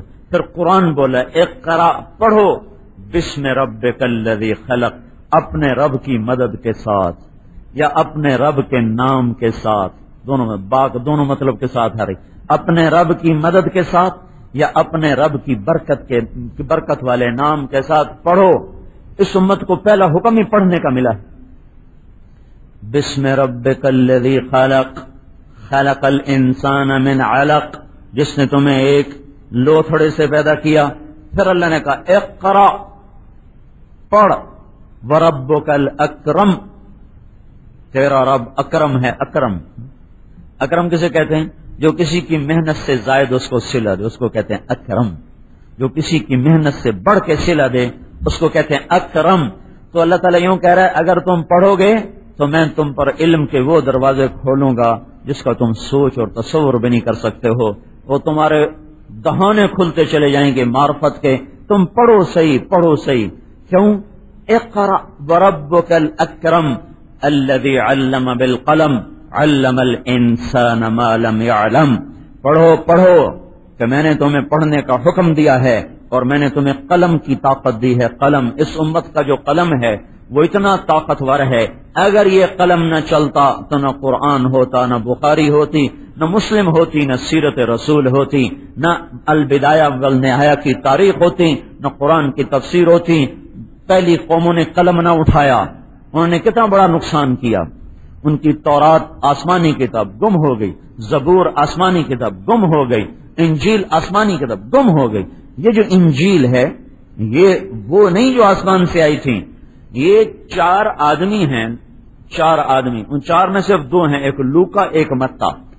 اور 70 انجیلیں تھیں، ان میں سے 4 چھانٹی، 4 میں سے 2. آج کل جو انجیل ہے وہ لوکا اور متا. ایک یوحنا تھے، ایک کیا تھے؟ Saint Peter. یہ 4 آدمی تھے جنہوں نے عیسیٰ علیہ السلام کی سوانے کو لکھا اور ان کے ارشادات کو لکھا. وہ اصل انجیل تو گئی، قلم نہ چلا تو کیا ہوا؟ تو اصل کتاب بھی گئی. پھر وہ 70 کتابیں بنی، 70 کی 4 کی 2، لوکا اور متا کی 2. لوکا بھی ایک ان کے بڑے آدمیوں میں سے تھے، متا بھی ان کے بڑے آدمیوں میں سے تھے. انہوں نے اپنی یادداشت پر اس کو لکھا اور ختم. لیکن اللہ نے پہلا حکم جب قلم کا دیا کہ اقرا وربک الاکرم الذی علم بالقلم، اپنے بچوں میں علم کا ذوق پیدا کرو، علم کا شوق پیدا کرو، کتابیں پڑھنے کا ذوق پیدا کرو. خالی ان کو سکول کا کام کر لیا، ہوم ورک کر لیا، بس اسی کا ذوق پیدا کر دیا، ان کو پیسے پہ لگا دیا، کمائی پہ لگا دیا. جب علم نہ ہوگا تو زندگی کی راہوں کا پتہ کیسے چلے گا؟ علم کا نور نہ ہوگا، علم کی روشنی نہ ہوگی تو اللہ کی معرفت کے راستے کیسے طے کیے جائیں گے اور جنت اور جہنم کے حقائق کیسے معلوم ہوں گے؟ قلم پکڑاؤ. اس امت نے قلم پکڑا، پھر قلم پکڑا اور پھر اس قلم کو چالو کیا اور جاری کیا اور آج تک وہ قلم ہاتھ میں ہے. اقرا وربک الاکرم الذی علم بالقلم. اللہ تعالیٰ نے اس امت سے یہ خصوصی کام لیا کہ زندگیاں گزار دی لوگوں نے چٹائی پہ بیٹھ کے لکھ. کتنے علماء ایسے آئے ہیں جنہوں نے شادی نہ کی، علم کا ایسا ذوق لگا، شادی نہ کی. سب سے بڑے مفسر ابن جریر، تاریخ کے بھی تفسیر کے بھی، ان کی تفسیر کے بغیر کوئی تفسیر لکھ نہیں سکتا. انہوں نے علم کے ذوق میں شادی نہیں کی تھی، ساری رات لکھتے رہتے تھے، ساری رات چراغ کی لو پر بیٹھ کے لکھتے رہتے. فارابی نے کوئی 80 سال کی عمر پائی، 60 علموں پر عبور حاصل کیا، 60 علوم پر عبور حاصل تھا اور شادی نہ کی. اور حکومتیں بڑی بڑی ان کو دیتے تھے عطیہ ان کے علم کی وجہ سے، سارے تقسیم کر دیتے تھے، فقر کی زندگی گزار دی، ساری زندگی کاغذ اور قلم کے ساتھ زندگی گزر گئی، ان کے نام زندہ ہو گئے۔ ابن جوزی رحمت اللہ علیہ، یہ لوگ آج سے 800 سال 900 سال پہلے کے لوگ ہیں، لیکن ان کے نام آج زندہ ہیں۔ ابن القیم کے نام زندہ ہیں کہ ان کی ماں نے ان کو قلم پکڑایا، ان کی ماں نے انہیں لکھنا سکھایا، ان کی ماں نے ان کے اندر علم کے ذوق پیدا کیے۔ جیسے آج کے ماں باپ کمائی کا ذوق پیدا کرتے ہیں اور دنیا کی دوڑ لگانے کا ذوق پیدا کرتے ہیں، ان ماں نے ان کے اندر علم کے ذوق پیدا کی۔ سفیان ثوری اپنی ماں سے کہنے لگے مجھے اللہ کے نام پہ وقف کرو، کہنے گے پہلے مجھے کچھ کر کے دکھاؤ پھر اللہ کے نام پہ وقف کروں۔ اچھی چیز اللہ کو دیتے ہیں، بری چیز تو نہیں دیتے۔ تو ان کو اپنے گھر میں پہلے تہجد پہ ڈالا اور نمازوں پہ ڈالا، ذکر پہ ڈالا، تلاوت پہ ڈالا۔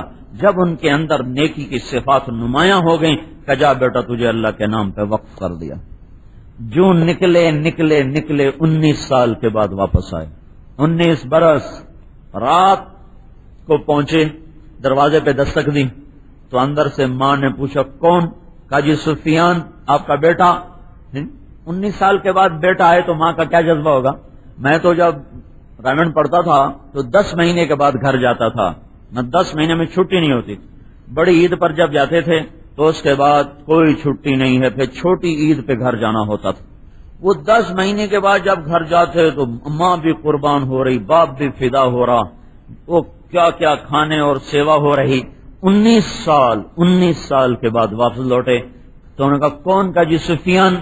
کہا واہ واہ، میں تو تمہیں اللہ کے نام پہ وقف کر چکی ہوں، اور جو چیز وقف کر دی جائے اس کا تو واپس لینا ہی جائز کوئی نہیں، جا یہیں سے واپس چلا جا، قیامت کے دن اب تجھ سے ملوں گی، تجھے اللہ کو دے دیا ہے، تجھے اللہ کو دے دیا ہے، اب قیامت کے دن ملاقات ہوگی۔ یہ وہ بنیادیں تھیں جس پر وہ نسل اٹھی۔ پھر اللہ تعالیٰ نے سفیان کو ایسا سفیان بنایا، انہوں نے ابو جعفر منصور کے خلاف فتویٰ دیا، وہ زبردستی بیعت لیتا تھا کہ یہ بیعت حرام ہے، بیعت حرام ہے۔ وہ بیعت لیتا تھا میں آپ کے ہاتھ پر بیعت کرتا ہوں، اگر میں بیعت توڑوں تو میری بیوی کو 3 طلاق، یہ اس کے ساتھ وہ کر دو، یہ بیعت حرام ہے۔ تو ابو جعفر منصور کو پتا چلا، انہوں نے کہا یہ مکہ میں رہتے تھے، انہوں نے کہا میں آ رہا ہوں، سولی تیار کر دی جائے حرم کے باہر، میرے آتے اس کو سولی پہ لٹکا دیا جائے، ایک کون ہے ہمارے خلاف فتوی دینے والا؟ تو یہ لیٹے ہوئے تھے حتیم میں لیٹے ہوئے تھے سفیان بن عیینہ، یہ ایک اور ہیں، یہ سفیان ثوری ہیں، وہ سفیان بن عیینہ ہیں، وہ بھاگے آئے، کہنے کہ سفیان جان بچاؤ، بھاگ جاؤ۔ کہ کیا ہوا؟ کہ ابو جعفر تیری گرفتاری کا حکم دے چکا ہے، تیرے لیے سولی تیار کی جا رہی ہے اور اس کے آنے کے بعد تمہیں حرم سے باہر سولی پہ لٹکایا جائے گا۔ اب قد فعل ذلک، کیا واقعی اس نے یہ کہا ہے؟ کہ بالکل حکم آ چکا ہے۔ حتیم سے اٹھے اور آ گئے وہاں پر، ملتزم پر آ گئے اور یوں ہاتھ رکھ، یا اللہ اگر تو نے ابو جعفر کو کیسا بول ہے، اللہ سے کہہ رہے ابو جعفر طائف کے پہاڑوں سے نیچے اترا، سامنے حرم چند میل ہے، بیٹھا لڑک کے مر گیا۔ ابو جعفر منصور کی قبر طائف اور مکے کے درمیان کسی پہاڑ کے دامن میں ہے، کسی کو کچھ پتہ نہیں وہ کہاں جا کے سو گیا، ظلم و ستم کے پہاڑ توڑنے والا۔ تو اللہ تعالیٰ نے عورت کو گھر بٹھایا ہے، بیکار نہیں، برتن دھونے کے لیے نہیں، کپڑے دھونے کے لیے نہیں، یہ اضافی کام ہے، عورتوں کے اضافی کام ہے، ذمے کوئی نہیں ہے۔ میرے ماں باپ کی خدمت میرے ذمے ہے، میری بیوی کے ذمے کوئی نہیں ہے، وہ دودھ پلانا اس کے ذمے نہیں، کہ علی المولود لہ رزقہن و کسوتہن، تمہارے ذمے ہے، کرو۔ تو اگر اتنے کاموں سے فارغ کیا ہے تو ذمے کیا لگایا ہے؟ وہ کہ اولاد کو تیار کرو، ان کو اللہ کے حکموں پہ مر مٹنے والا بناؤ، ان کے اندر حلال اور حرام کی تمیز پیدا کرو، ان کو صحیح مسلمان بناؤ۔ بیٹیوں نے باہر جانا ہے، انہیں اس قابل بناؤ کہ آگے کے لیے ٹھنڈک بنے۔ تمہارے بیٹے نے کسی کی بیٹی کے ساتھ چلنا ہے، اسے اس قابل بناؤ کہ کسی کے جذبات احساسات کا خیال کر کے چل سکے، کیونکہ اس لائن سے تربیت کوئی نہیں، بیٹا جوان شادی کرو، پتر کماؤ بن گیا شادی کرو، دی وڈی ہو گئی شادی کرو۔ یہ تو دیکھو اس کے اندر کچھ پیدا بھی ہوا ہے، ایک نئی نسل کو لے کے چل سکیں گے، ایک دوسرے کے جذبات احساسات کی رعایت کر سکیں گے۔ بہترین اخلاق وہ ہیں جو گھر والوں کے ساتھ ہوتے ہیں، بہترین مسلمان وہ ہے جو گھر والوں کے ساتھ صحیح مسلمان بن کے چلتا ہو، بیوی خاوند کے ساتھ، خاوند بیوی کے ساتھ، ایک صحابی سفر پہ جا رہے تھے، اپنی بیوی سے کہا گھر میں ہی رہنا، جیسے کوئی ایسے عام جملہ، بھائی ذرا گھر میں ہی رہنا، گھر کا خیال کرنا۔ وہ چلے گئے سفر میں، پیچھے ان کے ابا بیمار ہو گئے پچھلی گلی، تو انہوں نے پیغام بھیجا، یا رسول اللہ میرے ابا بیمار ہیں، میرے خامند کہہ گئے تھے گھر میں ہی رہنا، تو میں کیا کروں؟ تو آپ نے کہا تو گھر میں رہے، ایسے بعلکی، خامند کی اطاعت کر۔ حالانکہ میں اب بھی قسم اٹھا رہا ہوں کہ اللہ کی قسم ان کا یہ منشا نہیں تھا، ایک محاورہ تھا، محاورہ، بس ذرا گھر کا خیال کریں، گھر ہی رہیں۔ اس کا مطلب یہ تو نہیں کہ وہ باپ سے ملنے نہ جائے، لیکن میں قربان جاؤں اس خاتون پر کہ جس نے اس کے ظاہری بول کو بھی یہ پانی لگایا، اور اللہ کے نبی نے امتحان لے لیا، کہاں گھر میں رہو۔ پھر وہ سکرات آ گئے، مرض الموت آ گیا، کہا یا رسول اللہ اب تو مر رہے ہیں، اب کیا کروں؟ آپ نے کہا اب بھی گھر رہو۔ پھر وہ مر گئے، منہ دیکھنا کتنی بڑی تمنا ہوتی ہے اولاد۔ پھر انہوں نے کہا یا رسول اللہ چلی جاؤں؟ کہا نہیں، گھر رہو۔ وہ گھر میں رہیں۔ مرنے والا صحابی ہے، جنازہ حضور نے پڑھایا ہے، ان کے اپنے صحابی ہونے کا مرتبہ کوئی تھوڑا ہے، اور نبی کا جنازہ پڑھانا اس پر زائد چیز ہے۔ لیکن جب ان کو دفن کر کے آیا تو آپ نے کہا، اور بچی سے کہو تیری اس صبر پر اللہ نے تیرے باپ کو جنت دی ہے۔ صحابی ہونے کی وجہ سے نہیں کہا کہ تیرے اس عمل پر اللہ نے تیرے باپ کو جنت دی ہے۔ تو جن بنیادوں پہ نسل کو اٹھانا ہوتا ہے اس پہ پہلی چیز ایمان ہے۔ یا بنی لا تشرک باللہ، یہ پہلی چیز ہے کہ ان کے دل میں اللہ اتر جائے، اللہ کی ہیبت، جلال، کبریائی، عظمت، جبروت جو ان کے دلوں میں گڑ جائے، اتر جائے۔ کیونکہ اللہ کا لفظ ایک ناآشنا لفظ بن گیا ہے۔ اللہ کی ہیبت وہ دلوں سے نکلی ہوئی ہے، ماں باپ کے دل سے بھی نکلی ہوئی ہے، اولاد کے دل سے بھی نکلی ہوئی ہے۔ حالانکہ کائنات ساری کی ساری، باہر سے لے کر بر، زمین سے لے کر آسمان، اور سرا سے لے کر سریا، اور ناری اور نوری اور آبی اور خاکی، یہ ساری کی ساری کائنات اللہ تعالیٰ کی ایک مٹھی میں ہے۔ الارض جمیعا قبضتہ یوم القیامہ، آسمان اس کی مٹھی میں ہے، والسماوات مطویات بیمینہ، سارے جہان پر بے خطا حکومت کرتا ہے، اکیلا حکومت کرتا ہے، تنہا حکومت کرتا ہے، مشورہ نہیں لیتا، خطا نہیں کھاتا، بھولتا نہیں، گھبراتا نہیں، تھکتا نہیں، اونگتا نہیں، سوتا نہیں، غافل نہیں ہے، جاہل نہیں ہے، عاجز نہیں ہے، ظالم نہیں ہے، اور کوئی چیز اس سے چھپی ہوئی نہیں ہے۔ اپنی بقا کے لیے روٹی کا محتاج نہیں، پانی کا محتاج نہیں، بچوں کا محتاج نہیں، بیوی کا محتاج نہیں، اپنے رہنے کے لیے مکان کا محتاج نہیں، زمانے کا محتاج نہیں۔ اب کتنی عجیب بات، سوچو تو صحیح، اللہ ایک ذات ہے اور سچی ذات ہے، اور مکان سے پاک ہے، لا مکان ہے، کیونکہ مکان مخلوق ہے اور اللہ خالق ہے۔ خالق مخلوق میں آ نہیں سکتا، زمان ایک مخلوق ہے اور اللہ خالق ہے، خالق مخلوق میں آ نہیں سکتا، عرش پہ بیٹھا ہوا نہیں ہے، عرش تو اس کی عظمتوں کی نشانی ہے، وہ عرشوں سے بلند و بالا ہے، زمان مکان سے پاک ہے، جہت شرق غرب شمال جنوب سے پاک ہے، غفلت، سونا، اونگنا، تھکنا، جماہی لینا، ان ساری چیزوں سے وہ پاک ہے، لشکروں کا محتاج نہیں، فرشتوں کا محتاج نہیں، لا یستعین بشیء، کسی سے مدد نہیں لیتا، لا یحتاج الی شیء، کسی کا وہ محتاج نہیں ہوتا، لا یعودہ شیء، کوئی چیز اسے تھکاتی نہیں، لا یغلبہ شیء، کوئی چیز اس پہ غالب نہیں، لا یعزب عنہ شیء، کوئی چیز اس سے چھپی ہوئی کوئی نہیں، کوئی چیز اسے چھپ نہیں سکتی، خالق کل شیء، ہر چیز کو بنایا اس نے، مالک کل شیء، ہر چیز پر قبضہ اور ملک اس کا، قبل کل شیء، ہر شے سے پہلے اللہ، بعد کل شیء، ہر شے کے بعد اللہ، فوق کل شیء، ہر چیز سے بلند و بالا اللہ، دون کل شیء، ہر چیز سے چھپا ہوا اللہ، کوئی چیز نہ چھپ سکے، نہ کھلا ہوا سامنے، چھپا ہوا سامنے، عیاں بھی سامنے، نہاں بھی سامنے، یہ اللہ بڑی ذات ہے، یہ بڑا اوکھا سبق ہے، بڑا مشکل سبق ہے جو ماں کے ذمے ہے، باپ کے ذمے ہے کہ اس بچے کے دل میں اتارو کہ اللہ اللہ ہے، اس کا ثانی نہیں، اس کا شریک، وزیر، مشیر، مددگار، پہرے دار کچھ نہیں ہے، اکیلا سب کو کافی ہے۔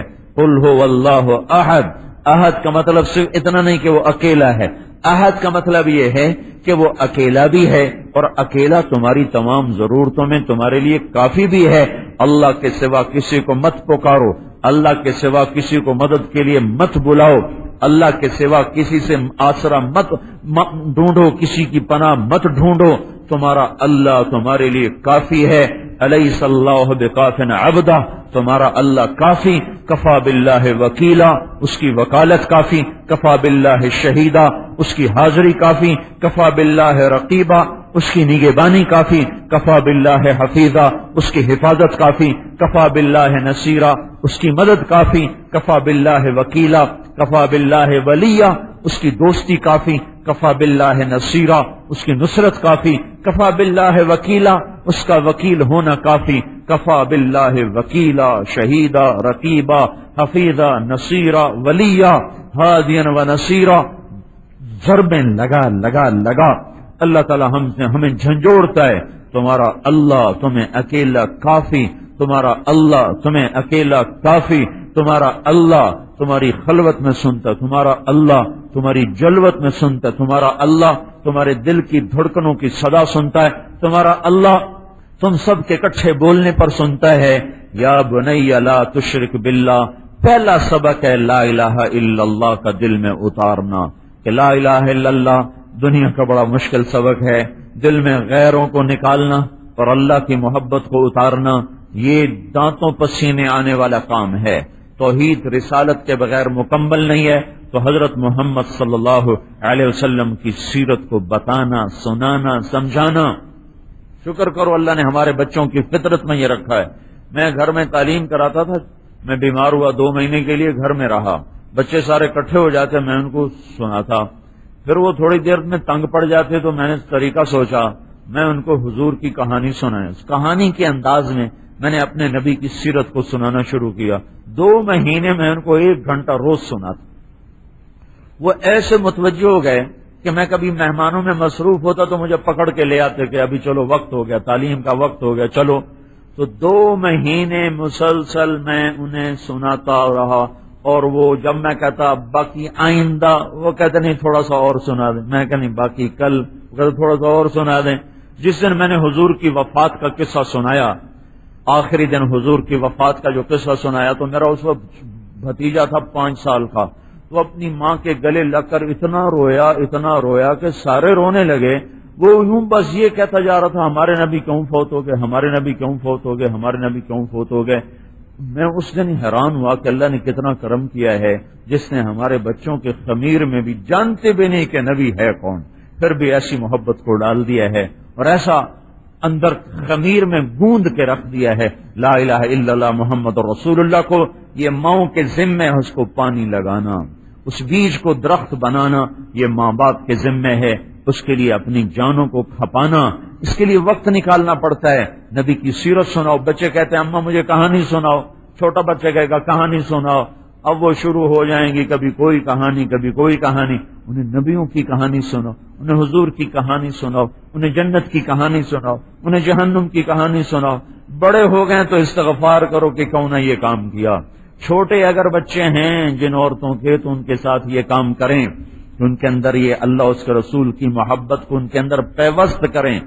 یہ مدرسوں سے چیز حاصل نہیں ہوتی، اسکولوں سے، اسکول تو پہلے ہی مذبح خانے ہیں، چھوٹی چھوٹی بچیاں ننگی بازار جا رہی تھی ہمارے اسکول، ماؤں نے فراق پہنا کے اسکول بھیجا ہوتا ہے، ساری ٹانگیں ننگی، سر ننگا، ٹانگیں ننگی، کہاں بھیج رہی ہو ان کو؟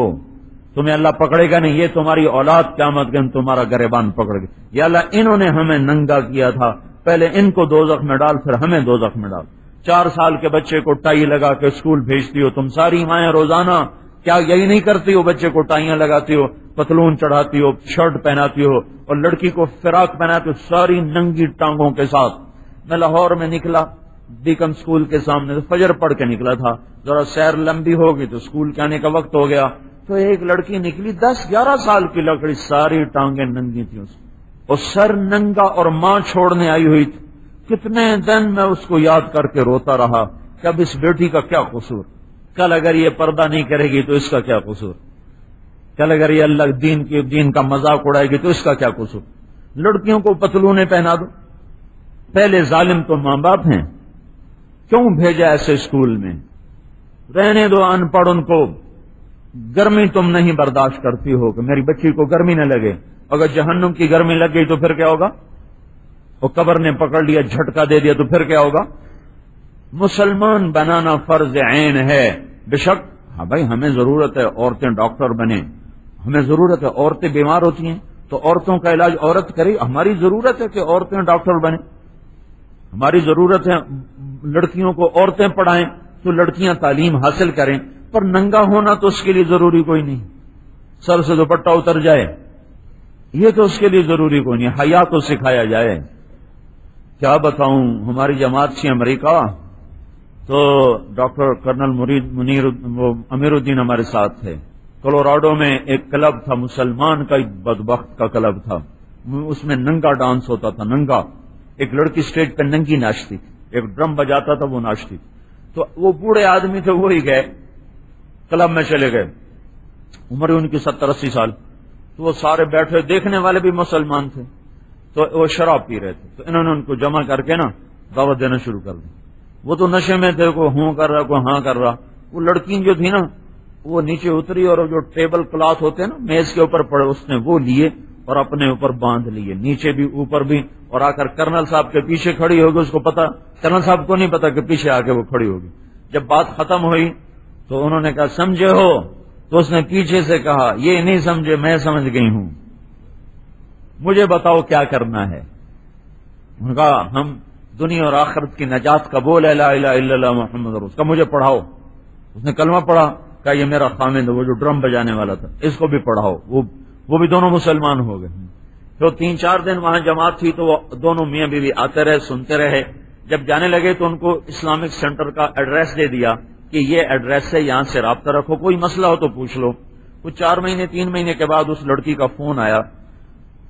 وہ رہتے ہیں مونٹریال میں، ٹورانٹو میں رہتے ہیں. تو ان کا فون آیا اس لڑکی کا کہ آپ مجھے پہچانتے ہیں، آپ مجھے پہچانتے ہیں؟ کہا جی ہاں پہچانتا ہوں. تم وہی لڑکی ہو کولوراڈو والی؟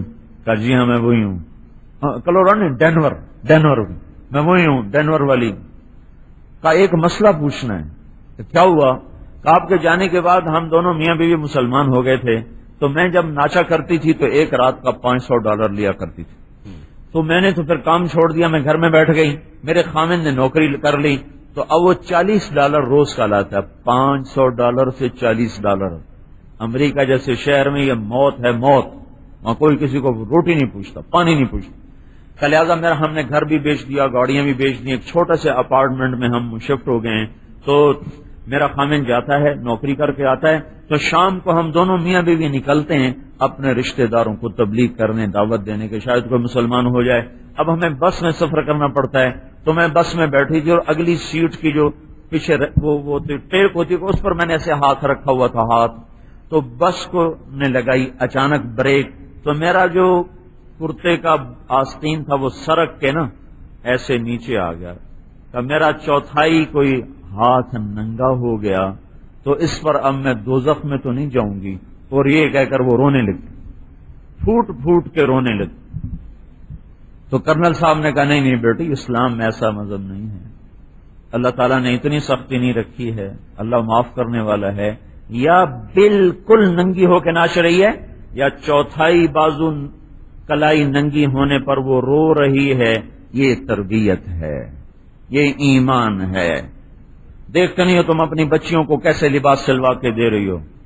مائیں ہو مائیں، تمہیں اپنے بچیوں کا لباس پہنتا ہو دیکھ کے تمہیں شرم نہیں آتی؟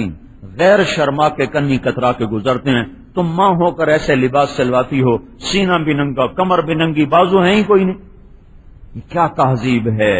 یہ کون سی تعلیم ہے؟ یہ کون سی ثقافت ہے؟ عورت تو چھپی چیز کو کہتے ہیں. حضرت فاطمہ رضی اللہ تعالیٰ عنہ کے انتقال کا وقت آیا تو انہوں نے ارشاد فرمایا اپنی خادمہ کو میرے لیے غسل کا پانی رکھو. انہوں نے پانی رکھا.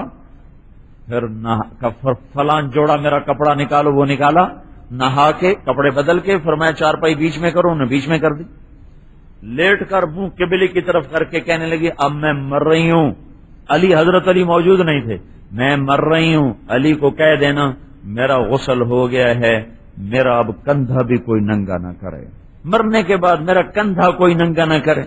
جوان بچیوں کے کیسے گلے کھلے ہوتے ہیں کہ ننگے ہونے کی طرف نسل بڑھتی چلی جا رہی. مغرب کی عورت نے ننگا ہو کے کیا پایا ہے؟ مغرب کی عورت بازار میں آ کر اس نے کیا دیکھا ہے؟ نہ وہ ماں رہی، نہ بیوی رہی، نہ بیٹی رہی، نہ بہن رہی، کچھ بھی نہ رہی. گرل فرینڈ بن گئی. جب جی بھر گیا کک مار کے باہر ڈال دیا، باہر پھینک دیا. اس کی 1792 میں ایک عورت تھی لندن، اس کا نام تھا میری والسٹون کرافٹ. اس نے سب سے پہلے آزادی نسواں پر کتاب لکھی تھی. عورتوں کو آزاد کرو، آزاد کرو. اس آزادی کی وہ قیمت دینی پڑی کہ سب کچھ لٹ گیا. اور 1998 میں اسی انگلینڈ میں سروے کیا گیا. عورتوں سے پوچھا گیا تم گھر کی خاتون بننا چاہتی ہو یا یہی بازار والی؟ تو 98% عورتوں نے کہا ہم گھر لوٹنا چاہتی ہیں لیکن اب ہمیں خامد کوئی نہیں ملتے. بوائے فرینڈ ہیں، جب ان کا جی چاہتا ہے دھکا دے کے باہر نکال دیتے ہیں. ہمیں خامد کوئی نہیں ملتا. تو ماؤں کے ذمے اللہ نے کام دیا تھا ان کو ایمان سکھانا، رسالت کی عظمت بٹھانا، حضرت محمد صلی اللہ علیہ وسلم کی عظمت بٹھانا، ان کے اندر نماز کی ہیبت بٹھانا. یا بنی اقم الصلاۃ وامر بالمعروف وانہ عن المنکر واصبر علی ما اصابک ان ذلک من عزم الامور. ان ساری عورتوں سے کہتا ہوں سورہ لقمان کا یہ رکوع زبانی یاد کرے. یہ سارے باپ جو بیٹھے ہوئے ہیں ان سے کہتا ہوں یہ لقمان سورت کا یہ رکوع یاد کرو. اس میں اولاد کو کیا بنانا ہے وہ اس میں لکھا ہوا ہے. اولاد کو کن بنیادوں پہ کھڑا کرنا وہ اس میں لکھا ہوا ہے. یہ تم کر دو، آگے تم ہدایت نہیں دے سکتے. ہدایت تو اللہ دیتا ہے. ہادی اللہ ہے لیکن محنت تو ہمارے ذمہ ہے. ہادی اللہ ہے، دل اللہ پلٹا دے گا، پر ہم کوشش تو کریں. یہ بنیادیں ہیں. ایمان بناؤ. اور انہا ان تک مثقال حبۃ من خردل، یہ اللہ تعالیٰ نے آخرت جزا سزا کا احساس ان کے اندر پیدا کرو. نماز کا احساس پیدا کرو، تبلیغ کا احساس پیدا کرو، صبر سکھاؤ ان کو، اخلاق سکھاؤ ان کو. لا تصعر خدک للناس، بدتمیز بن کے بات نہ کر، بدتمیز بن کے بات نہ کر. کسی کے گلے نہ لگ جا، کسی کو جھپٹ کے نہ پڑ جا. اور لا تمشی فی الارض مرحا، اکڑ کے مت چل. واقصد فی مشی کا، چال میں عاجزی رکھ، تواضع رکھ. واغضض من صوتک، آواز میں پستی رکھ. آواز تو مرد بھی اونچی کرے تو اللہ کو ناپسند ہے. اگر عورتیں گلا پھاڑ پھاڑ کے بولنا شروع کر دیں تو اور زیادہ اللہ کے دربار میں بری چیز ہے اور بری آواز ہے. کہ آواز کی پستی، نظر کی پستی اور زبان میں میٹھا بول. پھر ماں باپ کا حق سمجھایا اور اس کے ساتھ وصینا الانسان بوالدیہ، تیرے ماں باپ کا تیرے اوپر حق ہے. حملت ہو کرہن ووضعت ہو کرہا، تیری ماں نے تجھے دکھ میں اٹھایا، دکھ میں جنا، دکھ میں تجھے پالا، تو تیری ماں کا تیرے اوپر حق ہے کہ ان کے آگے اف بھی نہ کر، ان کے آگے چوں بھی نہ کر. ان کے آگے ہائے تو بڑی بات ہے، ان کے آگے چوں بھی نہ کرو. سر جھکا دو، ان کے سامنے زخمی پرندے کی طرح گر جاؤ. کہ جو اللہ کے نبی نے فرمایا ماں باپ ظلم بھی کریں تو سہ جاؤ، ظلم بھی کریں تو سہ جاؤ، زیادتی بھی کریں تو سہ جاؤ. تو ان کے سامنے اف مت کرو. یہ اولاد کو سمجھایا، وہ ماں باپ کو سمجھایا. اس لیے بھائیو، ہماری عورت گھر میں بیٹھ کے فارغ نہیں ہے، کام ہے بہت زیادہ. لیکن وہ نظام ہی بدل گیا. بچے اسکول بھیج دیتی ہیں، خوش ہوتی رہتی ہیں. پھر وہ آتے ہیں تو وہ ٹی وی پہ بیٹھ جاتے ہیں، یا ٹیوشن ماسٹر پکڑ لیتا ہے، یا کوئی قاری صاحب پکڑ لیتا ہے، یا ٹیوشن سینٹر پکڑ لیتا ہے، یا کوئی ٹیوشن والا پکڑ لیتا ہے. شام کو ٹی وی چل جاتا ہے، کیبل چل جاتا ہے. اماں بھی بیٹھی، ابا بھی بیٹھا، بچے بھی بیٹھے. تو نہ ماں کو یاد رہا نہ ابا کو یاد رہا کہ ہم نے ان کو کس انداز پہ چلانا ہے، کدھر لے جانا ہے، کہاں ان کو اٹھانا ہے، بٹھانا ہے. تو وہ ایک جنگل کے درخت کی طرح پروان چڑھتے ہیں جس میں کانٹے ہی کانٹے ہوتے ہیں. حضرت علی سے کسی نے پوچھا حسن کیسا ہے آپ کا بیٹا؟ تو آپ نے فرمایا جب رات کو چلتا ہوں تو میرے آگے چلتا ہے کہ کوئی وار ہو تو میرے اوپر ہو، میرے باپ پر نہ ہو. جب دن میں چلتا ہوں تو میرے پیچھے چلتا ہے کہ آگے تو میں خود دیکھ رہا ہوں، تو میرے پیچھے چلتا ہے کہ پیچھے سے کوئی وار ہو تو میرے اوپر ہو، میرے باپ پر نہ ہو. جس گھر میں بیٹھا ہوں اس کی چھت پہ نہیں چڑھتا کہ باپ سے اوپر نہ ہو جاؤں. میرے ساتھ کھانے پر بیٹھتا ہے تو جب میں نوالے کی طرف اس کو سالن کی طرف ہاتھ بڑھاتا ہوں تو اپنا ہاتھ پیچھے کر لیتا ہے, پتہ نہیں میرے باپ کو کون سی بوٹی پسند آئے, کہیں میں نہ اٹھا لوں. تو میں اپنا ہاتھ پیچھے کرتا ہے, جب میرا ہاتھ سالن سے باہر نکلتا ہے پھر اپنا ہاتھ سالن کی طرف بڑھاتا ہے. جب میں روٹی کی طرف ہاتھ بڑھاتا ہوں تو اپنا ہاتھ پیچھے کر لیتا ہے, پتہ نہیں کون سا نوالا روٹی کا ٹکڑا میرے باپ کو پسند ہو, کہ یہ ہے میرا بیٹا حسن. ایسی اولاد اگر اللہ دے دے تو 10 بھی ہوں 20 بھی ہوں تو برکت ہے, اور ایک ہو اور ہو بدبخت نافرمان تو مصیبت ہے. دیکھو ہمیں تمہیں یہ دھوکہ دے رہے ہیں, کم بچے خوشحال گھرانہ, چھوٹا خاندان زندگی آسان. یاد رکھو میرے بھائیو بہنوں, چھوٹے خاندان سے زندگی آسان نہیں ہوتی, دیندار خاندان سے زندگی آسان ہوتی. بچے نیک ہوں زندگی آسان ہے, بچے نافرمان ہوں آگے گلے کو پکڑیں اور ماں کے آگے بکواس کریں, باپ کو آنکھیں دکھائیں, تو کیسے زندگی آسان ہو سکتی ہے؟ ایک ہی بیٹا نافرمان نکلا تو زندگی کیا ہوئی؟ گجران والے کا ایک بڑا ذمہ دار ہمارا دوست میرے سامنے آ کے 8 ہانسو, جی ہکو ہے سپ ورگا ہے, ہکو تو ہے سپ ورگا. تو اب یہ کیا راحت پہنچی اس کو, کم بچے خوشحال کرانا. کجو سن جیندیاں مار گھتے, سن جیندیاں مار گھتے, کجو دا کرو اسا تا مر گئے تھاں, اسا تا مر گئے تھاں. کم بچے خوشحال کرانا, ایک بیٹا ایک بیٹی قدرتی ہے, انہوں نے کچھ کیا نہیں. بعض نسلوں میں اولاد تھوڑی ہوتی, قدرتی ایک بیٹا ایک بیٹی, اور جائیداد بھی کافی ہے, زمین زراعت بھی ہے, تجارت بھی ہے, شہر میں بھی ہے. وہ کہہ رہا سب تھاں مر گئے کوئی ساڈا کرو. پھر ہم نے اس کو لیا, بہلایا پھسلایا, اپنے ساتھ چلا چلا چلا چلا. ہر مہینے 15 دن ساتھ لے جاتے, کبھی وہ سو رہا ہے کبھی اٹھ رہا ہے, کچھ نہیں کہا جی میں مری جانا, جا بھائی میں بھور بن جاؤں, جا بھائی. اللہ تعالیٰ نے ایسا بدلا, ایسا داڑھی بھی آ گئی, ٹوپی بھی آ گئی, ماں باپ کی اطاعت بھی آ گئی, فرما برداری بھی آ گئی. اب اس کا باپ جھولیاں اٹھا اٹھا ہمیں دعائیں دیتا ہے کہ میرا گھر تو اب خوشحال ہوا ہے. تو بھائیو میری بہنوں, اس دھوکے سے نکلو, کم بچے خوشحال گھرانا نہیں, نیک بچے خوشحال گھرانا. دیندار خاندان سے زندگی آسان ہوتی ہے, لیکن یہ کام ماؤں کے کرنے کا مائیں نہیں کریں گے تو کون کرے گا؟ اس لیے بھائی زور کا وقت پھر قریب آ گیا, اس پچھلی پر توبہ کرو.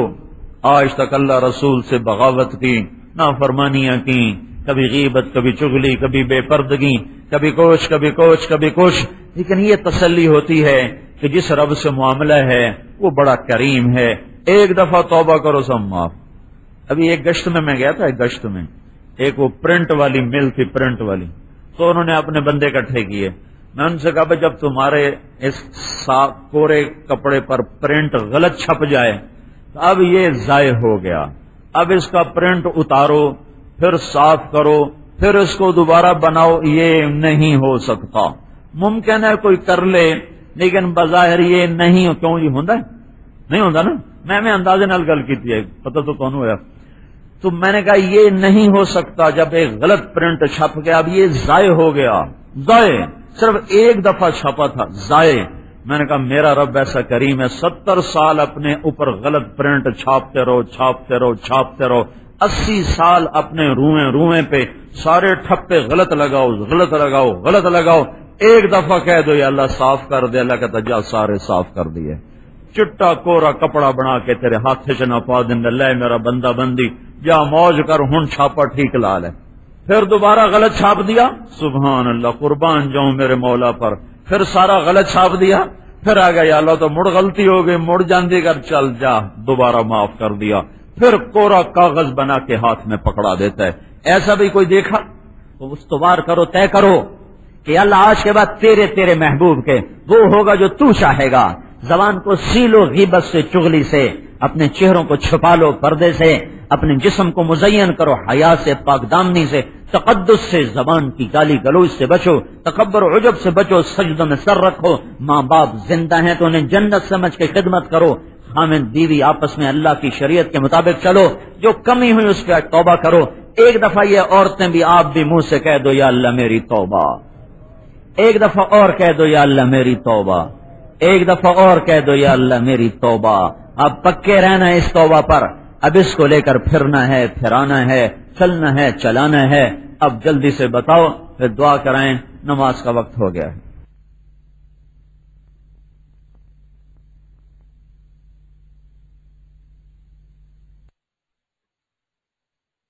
درود شریف پڑھو. اللهم لك الحمد كما انت اهله وصل على سيدنا ومولانا محمد كما انت اهله وفعل بنا ما انت اهله انك اهل التقوى واهل المغفرة.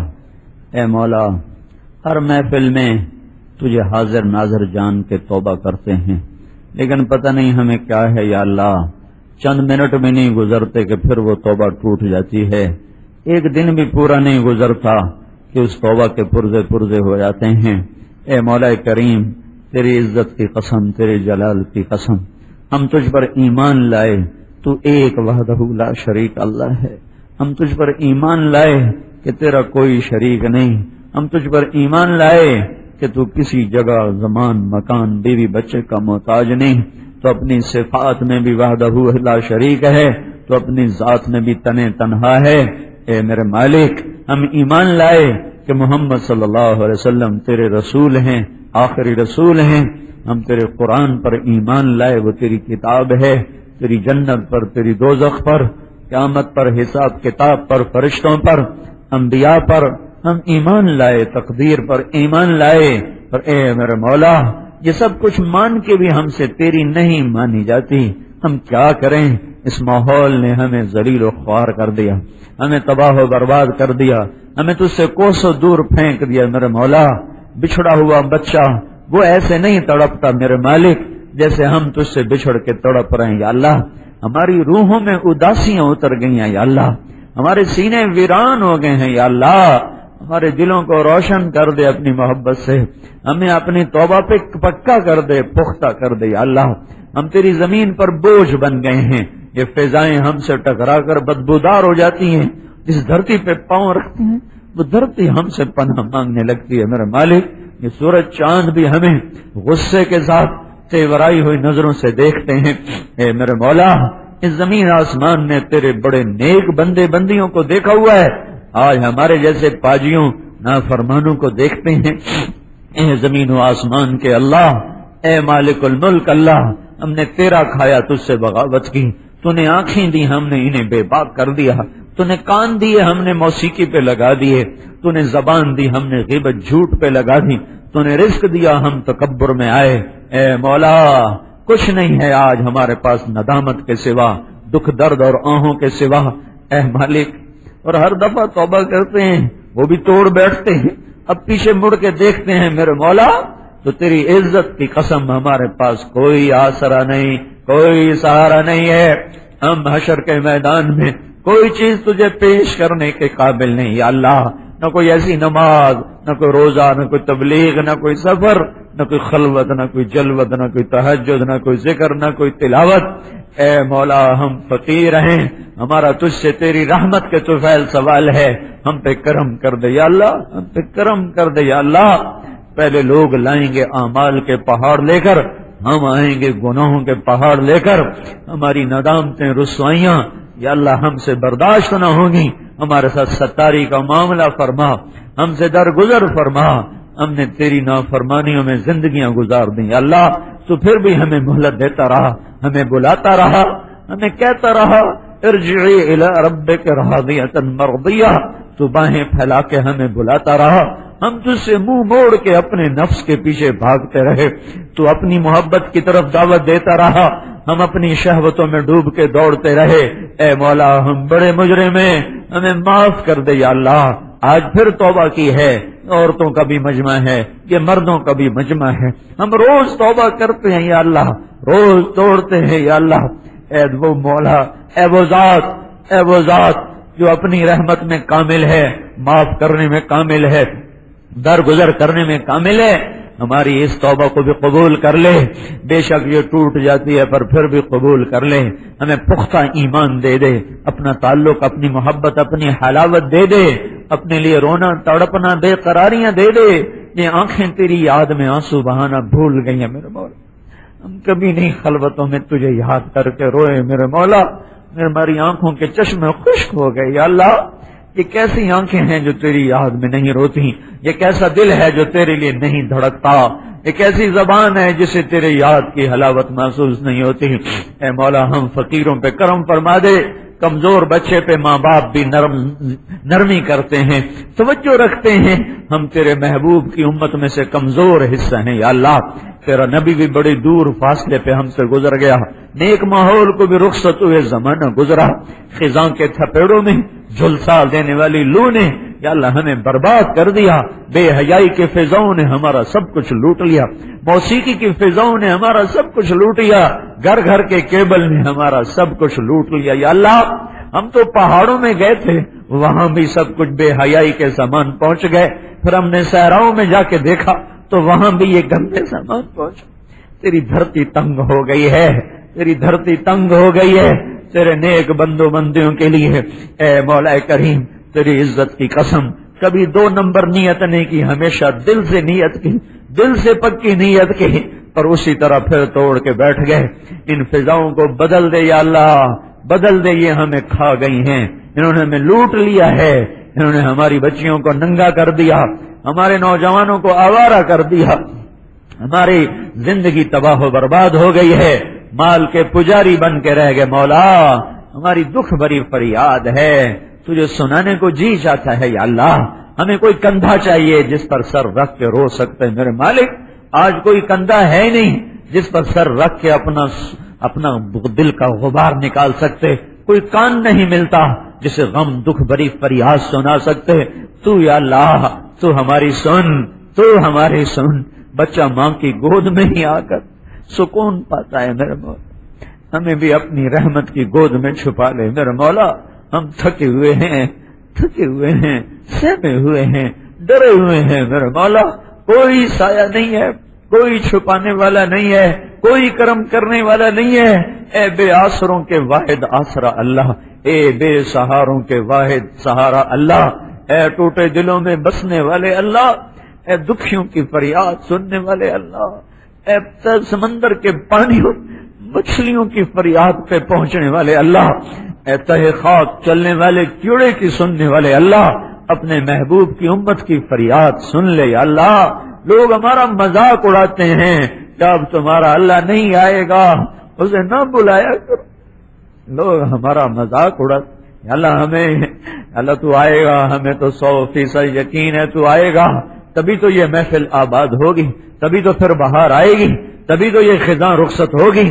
تو آ میرے مالک کے اکھیاں ترس رہی ہیں، اکھیاں ترس رہی ہیں، اکھیاں ترس رہی ہیں، دل کے در کھلے ہوئے میرے مالک، نظریں تیری طرف ہیں میرے مالک، ہر تمنا دل سے رخصت ہو گئی، اب تو آ جا، اب تو خلوت ہو گئی۔ اے زمین و آسمان کے اللہ اس سارے مجمع کو قبول کر لے، ان ساری مسرات کو قبول کر لے، ہمارے میزبان کو قبول فرما، ان کی اولاد نسلوں کو گھر والوں کو قبول فرما، ان سارے اہل محلہ نے جو نصرت کی وہ قبول فرما، جو ساتھ دیا وہ قبول فرما، یہ ہمارا ٹوٹا پھوٹا سفر بھی قبول فرما۔ ربنا آتنا فی الدنیا حسنہ وفی الآخرۃ حسنہ وقنا عذاب النار، وصلی اللہ تعالی علی النبی الکریم، آمین برحمتک یا ارحم الراحمین۔ مورخہ 28 ستمبر